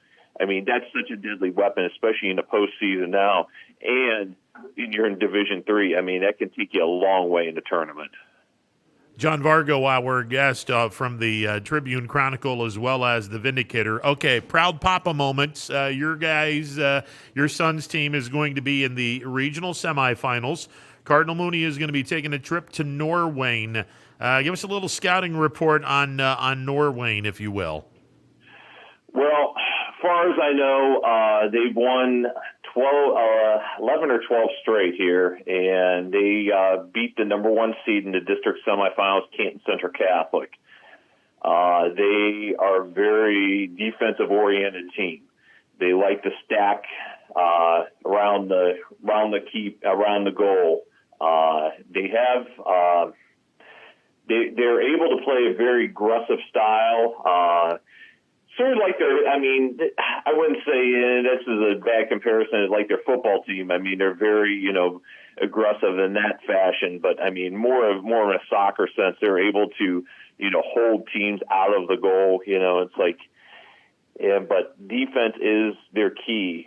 To be able to. And having 5 goals against Wycliffe was probably a little bit of a shocker there for Norwayne, because they normally average around the 2-3 mark, and they're able to, get things going there. But I mean, their league is not the strongest league, but they also have, from what I understand, they have a couple of international students on the team, so they're able to utilize their talents as well. So I mean, this is a very good Norwayne team Mooney is facing on tonight's regional semifinal. And Mooney is a pretty defensive-oriented team, too. Just talk about what it takes from their defense and what makes them so good and lets them put up the numbers they've put up this year. Well, I'll be honest with you. It starts with the defensive back line. Their defensive back line is second to none. And it's like, and they are able to keep, pressure off and pretty much ease the goalkeeper, and make their job a lot easier, because, when you see shutouts, you see, teams holding other teams to 1 goal, that's usually a reflection of your defense, and how your defense is able to play. Because if you have possession, if you look on shots on goal, Mooney, when they've really dominated, they've held their opponents to, no more than maybe 5 shots on goal during the whole game, and have about 30, 20 plus to 30 themselves go. It's one of those things where, you have, when you can hold possession almost 90 plus % of the time on your side of the field, that means your defense is doing a hell of a job. Creston and Cardinal Mooney have played 2 common opponents, Central Christian and Canton Central Catholic. Cardinal Mooney beat both of these teams in the regular season. Norwayne lost to Central Christian in the regular season, but they beat Canton Central Catholic in a district semifinal. So, I guess advantage Mooney. But when you start doing that, you try to or you tend to fall into a comparison shopper thing that could burn you. Yeah, and the one thing is, when you get this deep in the postseason, you don't overlook anybody, because this is a very hot Norwayne team right now. They have a lot of confidence. They are playing at home right now. You don't overlook them at all, because this is a team that, you can, go in there and, you could easily get burned too, because but that's the one thing is when it's one of those things, Ron. When you're a team that is a higher seed, you just have to block everything out and just play the way you've played all season. Don't try to change things up. Just play your game all season, and then things normally work out for the best. I kind of wish that this game had been played another day of the week, and I say that because there's going to be a game played up at Bay Village with Howland and Bay Village Bay, and look, I'll just flat out say these are the two best teams in the state of Ohio in Division II. It's not even close. There's number one, number two, and then take about a 20-foot drop to number three. These two are the class of the state, according to not just according to me, according to the coaches. And it's amazing. And bad luck for all of us that, while you're going to be watching and naturally you should, your son's the goalkeeper, Mooney's going to be playing Norwayne, Kirtland and South Range, the first of 3 matchups over the next course of the few days. The round number 1, Kirtland and South Range boys regional soccer tournament. But Howland and Bay Village Bay, I feel like I wish they had the stage all to themselves, so everyone in the Mahoning Valley had an opportunity to see this somehow, some way. Oh yeah, and to be honest with you, Ron, whoever comes out of here is the odds-on favorite to win the state title, and the bad part is that it's in a regional semifinal. Neither one of these teams should be out in a regional semifinal. So, and speaking of, there's my son. So he leaves at 4:00 today. So they had early dismissal. So, it's one of those things, Ron, that this is a great Howland soccer team. I mean, so loaded from top to bottom, and for them to possibly lose out in a regional semifinal is just an atrocity. And the same thing goes for Bay. Bay is just a phenomenal team. Both of these teams, it's just, you're right. It should be on its own stage, and this should be a state final, but unfortunately it's not because of the distance and region, blah, blah, blah. Okay, so we talked about the Mooney matchup, and now on the other side of the region, South Range and Kirtland meeting up with each other.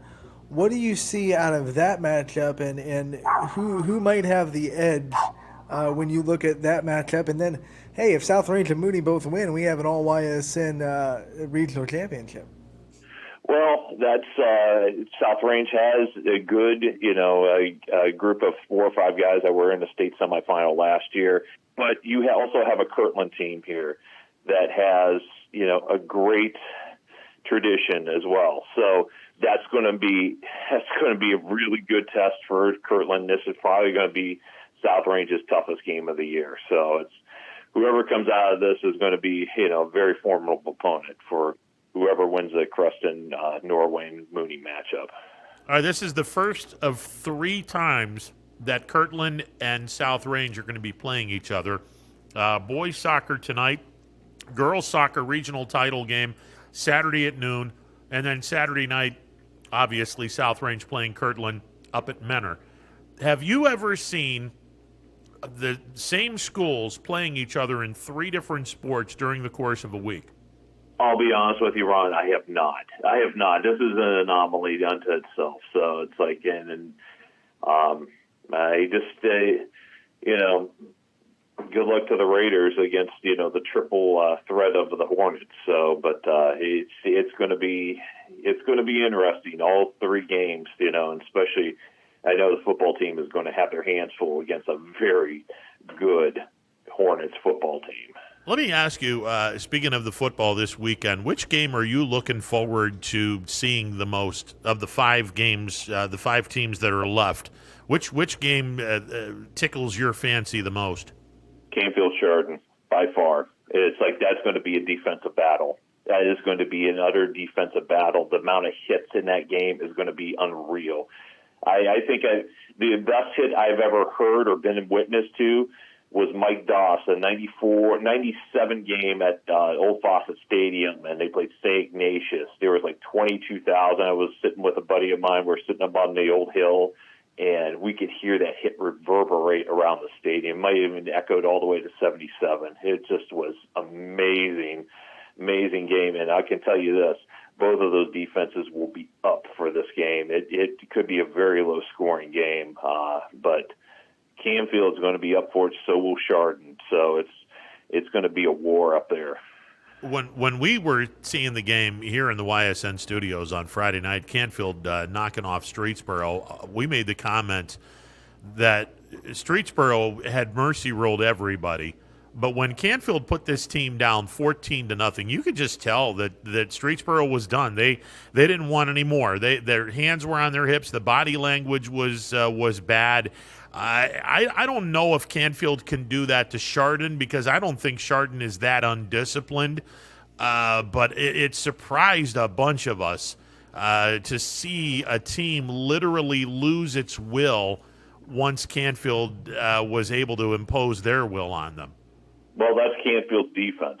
That is just straight Canfield's defense, and they are able to do that because they have the athletes to do that. And I credit their wrestling program, because that offensive line is so good because of their footwork, because of, they know how to make maneuvers, and they know how to open holes for their running backs, know how to protect their quarterback and running backs in the backfield. I mean, this team is a complete package.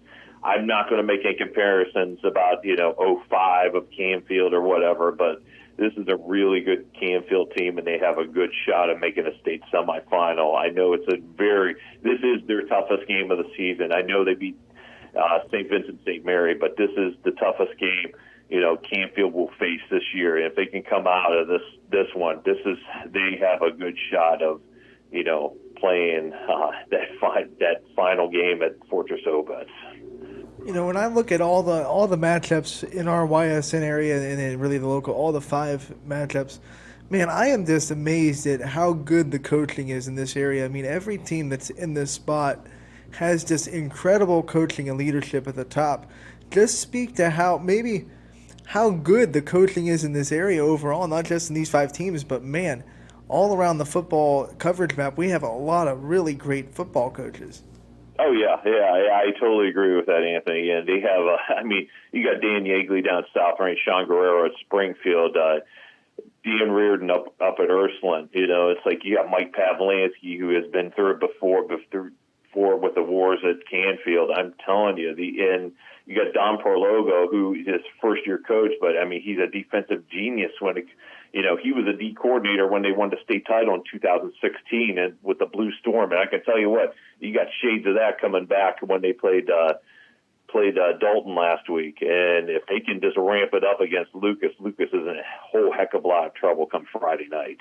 Okay, the $95,000 question, which probably shouldn't even be asked until a couple of weeks from now, but we love to do the premature asking of questions. It's no secret this area has not won a state championship public school-wise since Paul Holia led the Poland Bulldogs to a state title in 1999. The first team in the Mahoning Valley to go 15-0. Actually, the first team in the state of Ohio to go 15-0, because that was the first year that we had 5 postseason games. Okay, we have 3 public schools that are left: Canfield, South Range, and Springfield.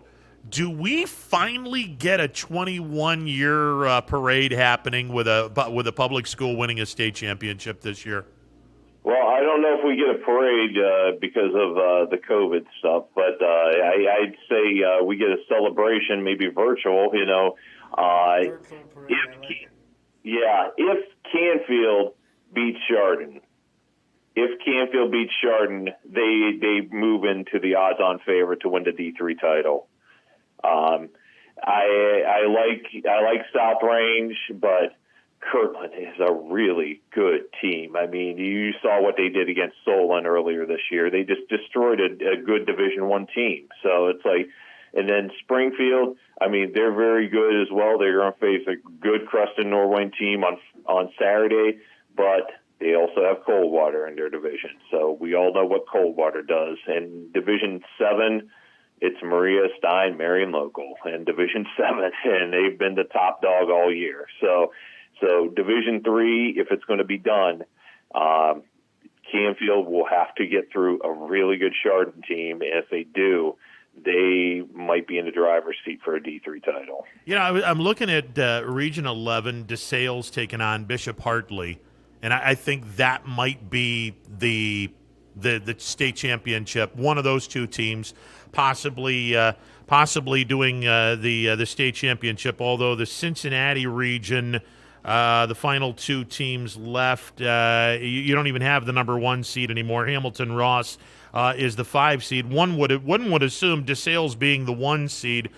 And you don't want to discount whoever. If Canfield beats Chardon, you don't want to discount Tiffin Columbia or Parma Holy Name, because both of those teams are solid. But one would think you could be looking at a Canfield Columbus DeSales state championship game if the cards are played right. Yeah, it's not like they're strangers to each other, too, because they play each other in the postseason, DeSales and Canfield. So I like Canfield's chances out of anybody right now, especially if they can beat Chardon. But that's a huge if, because Chardon's been playing some really good ball, and the Hilltoppers are on their game. Hey, John, always a pleasure. We look forward to catching up with you next week, brother. Okay, take care, guys. You got it. John Vargo from the Tribune Chronicle and the Vindicator giving us a shout on the MP Vivo heating and air conditioning he's right. hotline. I mean, he's right. If Canfield takes down Chardon, the doors are wide open for a state championship, because that's probably the best region in the state. And I don't agree with that. I don't think anyone really disputes that. So, I mean, the winner of that region, you don't want to disrespect either teams, because everyone gets to the state tournament because they're good. But I think the toughest task is this week. This might be a state championship right now. The region sets up everything really well. I mean, because if you play your way out of this region, oh man, the next two games, if you're fortunate to get into the state championship game, and again, no disrespect to Tiffin Columbia or Parma Holy Name, but I mean, let's be honest, neither one of them. I wouldn't put either one of them as a favorite against Chardon, let alone Canfield. If they beat Chardon. And especially if Canfield beats Chardon. So this region is so damn good that whoever wins this region has a really good chance at winning a state title. Really, South Range is in the same boat. I mean, if they can take down Kirtland, who's probably the best team in the state, then the door's open for them. Exactly. To win the state championship. And look, I mean, because it goes, if you beat Kirtland, who can't you beat? That's what it kind of goes out to. And here's the other thing. Look, Ironton is. They're good. They're good. They'll probably get to the state championship. And last year they played Kirtland in the state final and lost to them and played them really well, from what I understand, if I remember right. I think it was 17-7. Neither here nor there. If West Lafayette beats Ironton, okay, there's your next opponent. Let's assume for a second South Range upsets Kirtland, and they play West Lafayette because they beat Ironton. I'm with you. If you beat Kirtland, now what you have left is West Lafayette, assuming they knock off Ironton, and that's a tall order, but okay, if they do, that's South Range's next opponent in the state semifinals. And then you would be awaiting the winner of whoever wins the Tautogny and Pemberville Eastwood game against the Cincinnati Springfield matchup. And then there you go. Well, look, can South Range beat West Lafayette? I'm pretty sure they can. Mm-hmm. Look, they didn't beat Pemberville Eastwood 3 years ago, but it was a game. I'd kind of like to see that again. 21-7, something like that. Yeah, and if Ironton beats West Lafayette, you'd probably have that rematch, assuming that Eastwood knocks off Tautogny, because again, if Ironton wins, they're going to wind up playing the Cincinnati. Whatever. Roger Bacon, I think, is the number 1 seed down there. Kevin Bacon? Yeah, Footloose. Yeah. Sorry, Roger Bacon. What the hell was his name in A Few Good Men? He played the prosecuting attorney when Nicholson should have won the Oscar and was screwed by by Al Pacino in the what was the movie where he was a blind guy and he was Son of a Woman. Yeah, Son of a Woman, where he was blind and he befriended a kid that went to a private school. Yeah. I thought Nicholson got hosed that year. Neither here nor there. How the hell did we get on that tangent? I don't know. I think it was Kevin Bacon. Kevin Bacon. Yeah, it was Kevin Bacon. It's my fault. Yeah, there it is. Roger Bacon, Kevin Bacon, Bacon. Doesn't matter. Point is, and then it's funny because the other three teams have other teams looming outside of their region that will probably give them a really good fight. So it's a contrast because there are two teams that if they win this week, they're probably the favorites to either win the state or at least get to the state championship. But then they're the Ursuline and Springfield. If they win, they got some teams in the state that are still looming that will really give them a challenge, especially Coldwater. Now here is where Springfield wouldn't get Coldwater until the state championship game, because if Springfield beats Norwayne, they get the winner of Fort Fry and Proctorville Fairland. Okay. Don't know anything about either one of these programs. So, I'm not even going to assume anything, but I will say that neither one of these programs have won multiple state championships. They're not household names. I think that could be fair to say. Are they one seeds? I mean, where do they seed? That's actually a really good question. Let me bounce down to Region 22 because that's who we're going to go. Now, actually, it's not Region 22; it's Region 23. We know, of course, seeding doesn't mean everything because Ursuline is a 6th seed, and they. Well, we're in Division 6 right now. Springfield's. I know. I'm just saying, seeding. Springfield's next opponent, the Beverly Fort Fry, is the one. Last weekend, they beat Barnesville 34-0. They would be playing Proctorville Fairland, who's the 3 seed, who knocked off number 10 Colegrove Dawson Bryant 27-12. So along the way, the 2 seed got upset by Loudonville, the 18 seed. Whoa! Yeah, major upset there. It's a 1 taking on a 3, and Beverly Fort Fry. I think I've misspoke. Beverly Fort Fry has been to a state Final Four, and and I think they have brought home the hardware once. But we said they're not they're not the teams that win multiple. Yeah, exactly. They're not household names statewide. Not Coldwater. Yeah, exactly. Coldwater is on the other side, and they would have to worry about them in a state championship game. Division 7. Again, if JFK beats Lucas, there's a better than average chance they're playing Newark Catholic next weekend. And then Maria Stein Marion Local is waiting. And I think everyone thinks that's pretty much 1 and 2. JFK and Maria Stein Marion Local are pretty much 1 and 2 in Division 7. Flip them, coin toss. Yeah, and I think Newark Catholic is up there as well. Here's the thing that I would love to do. And I know we love seeing our local teams playing each other in the regular season, but we want to see some But you know what I'd like to see, and if I were the AD of South Range or Springfield or JFK, Crestview, some of the really playoff. Every year they're in the playoffs. Every year they make that kind of sort of run. I'd love to see one of these teams get on the horn and call one of these schools. Mm-hmm. Kirtland, Maria Stein Marion Local, Ironton, Newark Catholic, or who's the other? Coldwater. One of these 5 schools that when you've heard the name, all 5 of these teams, when you hear the name, you know what they are. They've gone to state tournaments and whatnot. I would love to see one of our local teams. Week 1, week 2, week 3, I don't care. Just give me a home and home. We'll go to your place. I'll take a bus ride for 3 hours and change and go to Podunk, Western Ohio, and play Maria Stein Marion Local or Coldwater. Fine, I'll do that, and then you can come to our place. And hell, if you want us to go to your place first, no problem. We'll go to your place. I would love to see one of our local teams do that. I'd love to see it. And that's why South Range was sitting so pretty that year. They were independent and went to the because they played they played played a really tough. Yep. They played Akron, Manchester. They played Garfield, I think, in the regular That's season. the exact reason why they went to the semifinals. You're right. And I think, okay, South Range plays in the Northeast 8. Fantastic division. League. No question about that.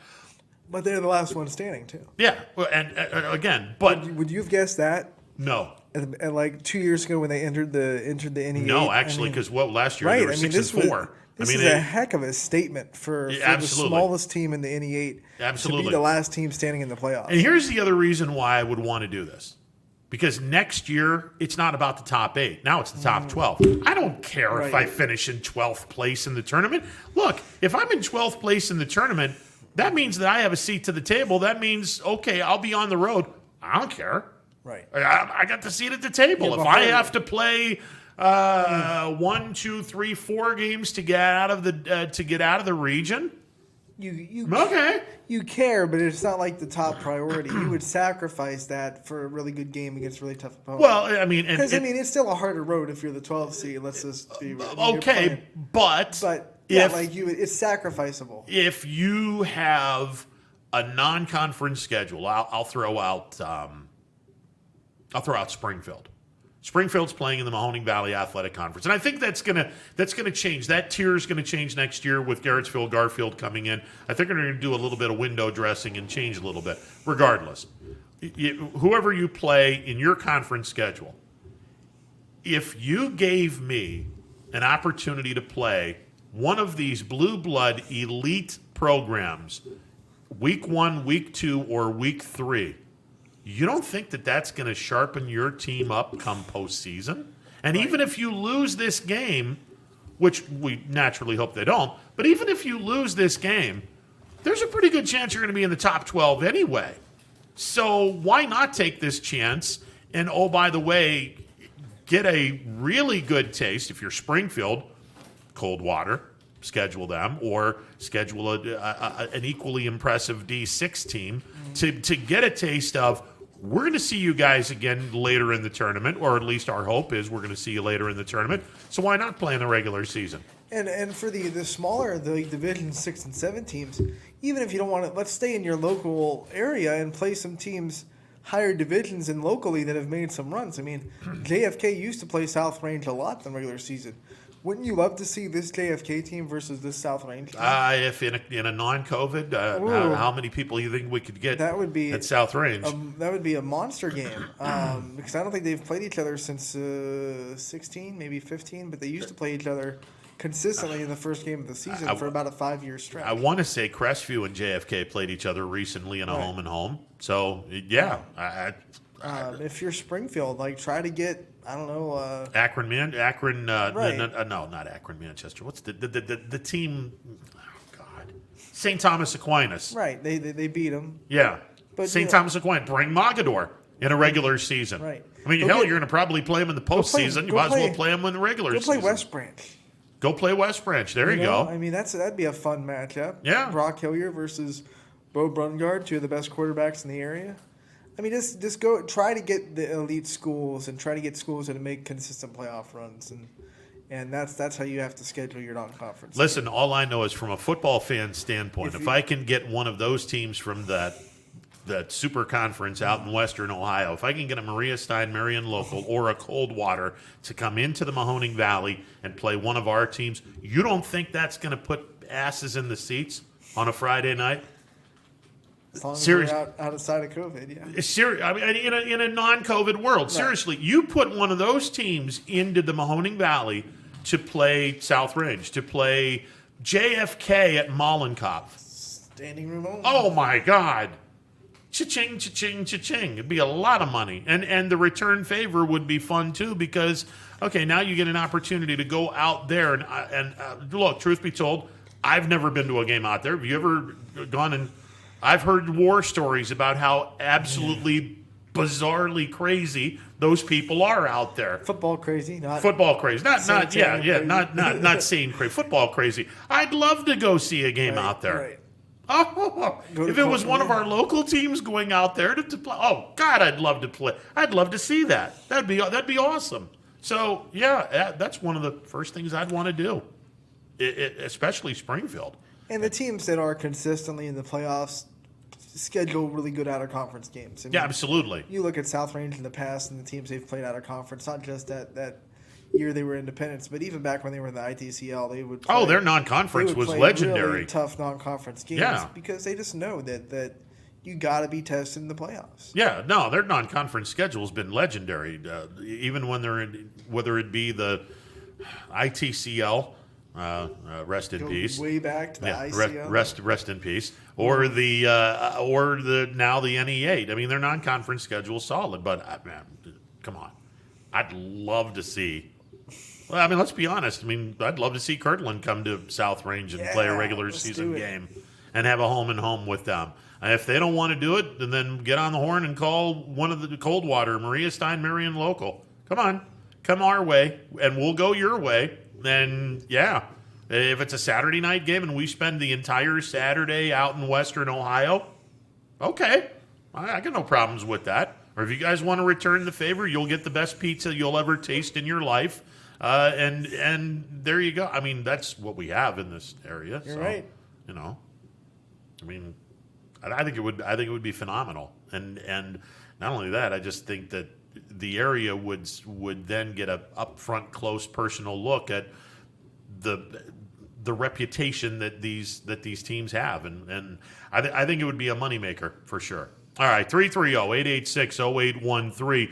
We'll take a timeout, be back with more. It is a Wednesday edition of Running Point presented by Greenwood Chevrolet on Mahoning Avenue in Austintown. Back in a bit. Stick around.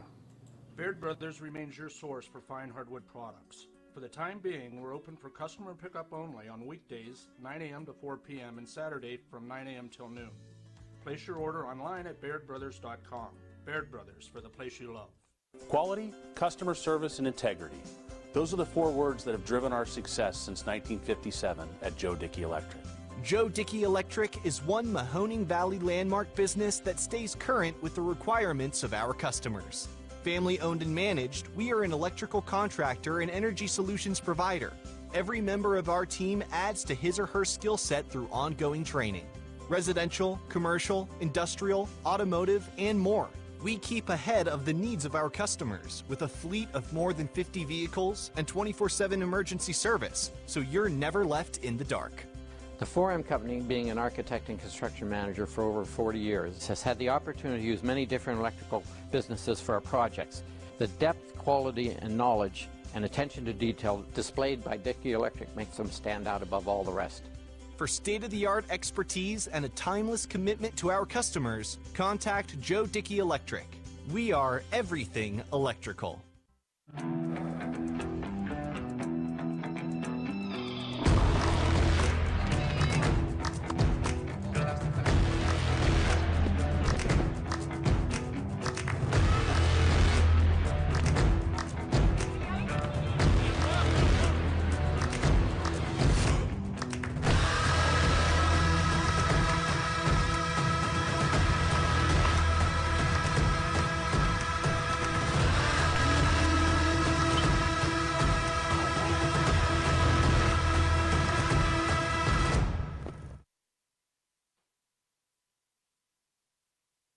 Armstrong Local Programming has always delivered an exclusive and unique perspective on the very best events your region offers. High school sports, community events, parades, all your favorite shows from Armstrong are now calling the Neighborhood Channel their home. Watch Out and About, Locally Speaking, and many other great local shows right here on the Armstrong Neighborhood Channel.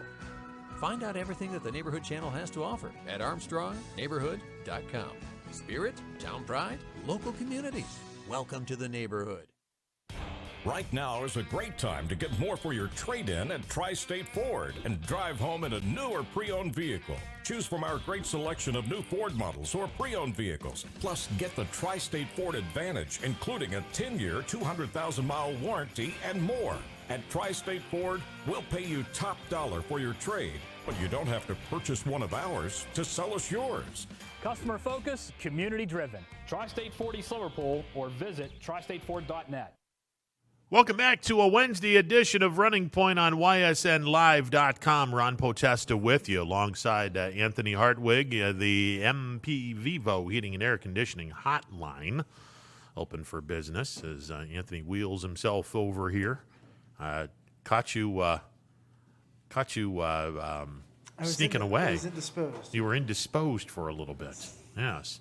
330-886-0813, the number to call as we make our way about 5 or 10 minutes from now, make our way to Power Hour, which will be coming up at 3 o'clock. We go through the schedule, and again, I wish. First of all, obviously, we all wish we didn't have this BS that we have to deal with COVID, and hopefully, knock on wood, this gets kicked to the curb once and for all as soon as possible, because this is just absolutely crazy that we're still dealing with this. But hopefully, we'll kick it to the curb as quickly as possible. But I say all of this because there is a soccer game tonight at Bay Village Bay High School, and it is such a damn shame these two teams are playing each other in the regional semifinals and not a state championship. But they picked that way. I mean, they did. They were able to choose what bracket they wanted to go in, and they both picked the brackets that squared them up in the state semis. So or regional semis. Semis. So crazy. So Howland's going to play Bay Village Bay, and it's probably the best regional semifinal you'll ever see.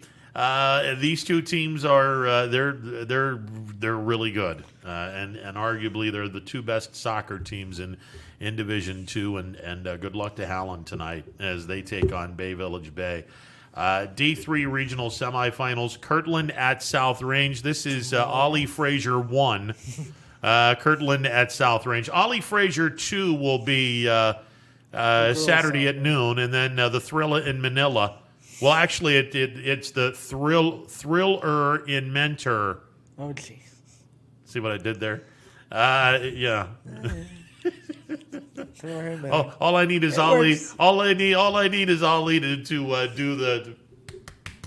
the thing with. We won't go there. Kirtland playing at South Range. Ollie Fraser 1 at 7 o'clock at South Range. And the winner gets the winner of Mooney and Norwayne. Which is tonight. Which is tonight as well, at 7 o'clock up at Norwayne. So we could be seeing South Range and Mooney. All YSN regional final, that'd be fun. I think it would be phenomenal. I think it would be absolutely phenomenal. Thursday, we have Crestview taking on... That would probably be at Stambaugh Stadium. Mooney would probably host that game, wouldn't you think? Well, it would be at Farmers National Bank Field, but yeah. I meant, yeah. Yeah, at YSU. One would hope it would be at YSU. Yeah. Well, I mean, that'd be you fun. could put it at South Range, too. But I think Mooney's a higher seed. Okay, well, then there you go. Then you'd have the game at Farmers National Bank Field on the campus of Youngstown State University, and that's a pretty cool place. Yeah. So, Thursday, Crestview's taking on Smithville. At Barberton High School, and hopefully they Jones Smithville on Thursday. Keep it up with the Jones. Yeah, hopefully they Jones. I think they have a really good chance. They do. Grace Hour and Lucy Montgomery may be the best two players in the area as far as their versatility. They both set. They run a 6-2 offense, so whenever one of them's in the back row, the other one's swinging. They're both prone for triple doubles consistently, and then they have good middles. I mean, Shelby Rambo and Molly M both do a really good job in the middle, and they're just a really well-rounded team. I think this team might be a little bit better than last year's team because they have more well-rounded players. They can do multiple things, which is scary. Okay, what are the chances of a all-local D4 regional championship? Because you have Mineral Ridge taking on Dalton from Uniontown Lake High School at 7:30, and then you obviously have Wellsville doing their thing. What are the chances of an all-local matchup? I think it's a really good chance. Wellsville's been there, done that. They've won a regional semifinal before. They know what it's like playing in Uniontown Lake. You know, the experience on Wellsville's side is what's going to really give them a solid chance to win that game. Middle Ridge, man, they have the setting advantage because Danielle Ollett, I've said before, probably the best setter in the area. If she had 4 or 5 more inches to her, she could probably go D1 setter anywhere she wanted. You can't coach height, unfortunately. No. But, you know, it's going to be fun. I think Middle Ridge has a good shot, and I think Wellsville has a good shot. And how about that? We'd have a YSN matchup for a regional championship on, I believe, Saturday. Yes, the two teams would play each other on the 7th of November, which is a Saturday at 2 p.m. at Uniontown Lake High School. All right, I'm going to ask you, Wellsville's first. They're playing Monroeville at 5:30, and then Mineral Ridge plays Dalton at 7:30. If you were a coach, would you want to go first or second with your regional game? I kind of like to be first because then, I mean, if you're lucky enough to win the first game, you can sit and kind of scout the next team, and you can watch that whole match and be there for it. If you're late, then, you know, it kind of throws off the rhythm. You're playing at almost 8 o'clock. It's a long trip anyway, and then you don't really get to scout the other team because you're not going to go there for the whole first match. Usually you won't. Usually you'll probably get there second or third set. So I would rather be the team that plays early, personally. You know, wouldn't you want to be there for the whole, at least for the start of that game, where you can just? In my experience, when I've followed teams regionals, if they're the second game, they don't get there for the beginning of the first game. Okay. I don't know if that's like a travel thing or if they just don't want to do it. Quinn, what? I mean, if you're going to a regional and you're the second game, you don't show up for the beginning of the first game. No. So, I mean, I don't know. All right. I mean, I would have, from a scouting standpoint, if you've never seen the team before, I would want to be there for that. But then you're telling your kids, oh, by the way, you're going to be on a bus at 4 o'clock so we can get up there by 5. Right. And then, you know. And they're sitting around for a while. I mean, exactly. And that could be some problems too. You'd rather get into the gym. You know, if it's basketball, you get some shots up before the game. Volleyball, they'll probably, you know, just do the warm-up drills for about a half an hour before they get on the bus. And then get on the bus or get ready to go. So I think that's the way you run it. But then if you're the first game, you can do that, go take care of business, and then stay for the whole second game and get an extra scout on. Because you can watch them on film all you want, but there's just different when you're watching them. Oh, it's a lot different. You get to see body language kind of stuff. Yep. You get to see how teams react to things. Things you can't necessarily always see on film. So when you have that opportunity to kind of stay and watch the other team, I would go for that. All right. Well, look, but Mineral if it's Ridge Wellsville, gets to Mineral do it. Ridge, those two teams are going to know each other anyway because there's so much local. Sure. Local. So would Wellsville really need to scout Mineral Ridge that much? I don't really think I'm so. sure that Coach McKinstry probably would has love a couple to. of people that have played Mineral Ridge and they're Right. friends with some coaches that played Mineral Ridge. Well, they played Western Reserve twice this year. There you and go. Western Reserve also played Mineral Ridge twice. There you go.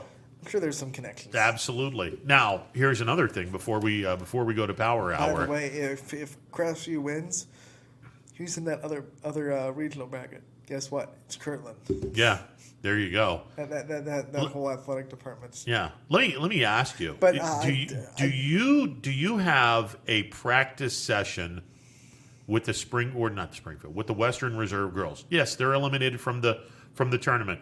Do you ask the Western Reserve coach, hey, do you guys want to have kind of prepare us for a regional championship game? Is that something that's out of the question to ask, or would that be something that I don't if know you're comfortable with the coach, if you're good friends with the coach, Yeah. is that something that you could ask? But I don't know if like a team shut down. I don't know if they're going to go and scrimmage you in a practice. I mean, Yeah.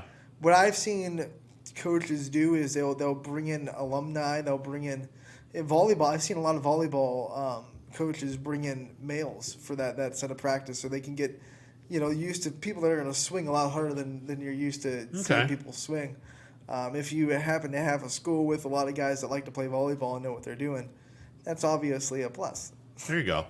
That'll do it for the show. Power Hour is coming up next. We will talk tomorrow Thursday edition of Running Point presented by Greenwood Chevrolet on Mahoning Avenue in Austintown. Have a great rest of the day, everyone.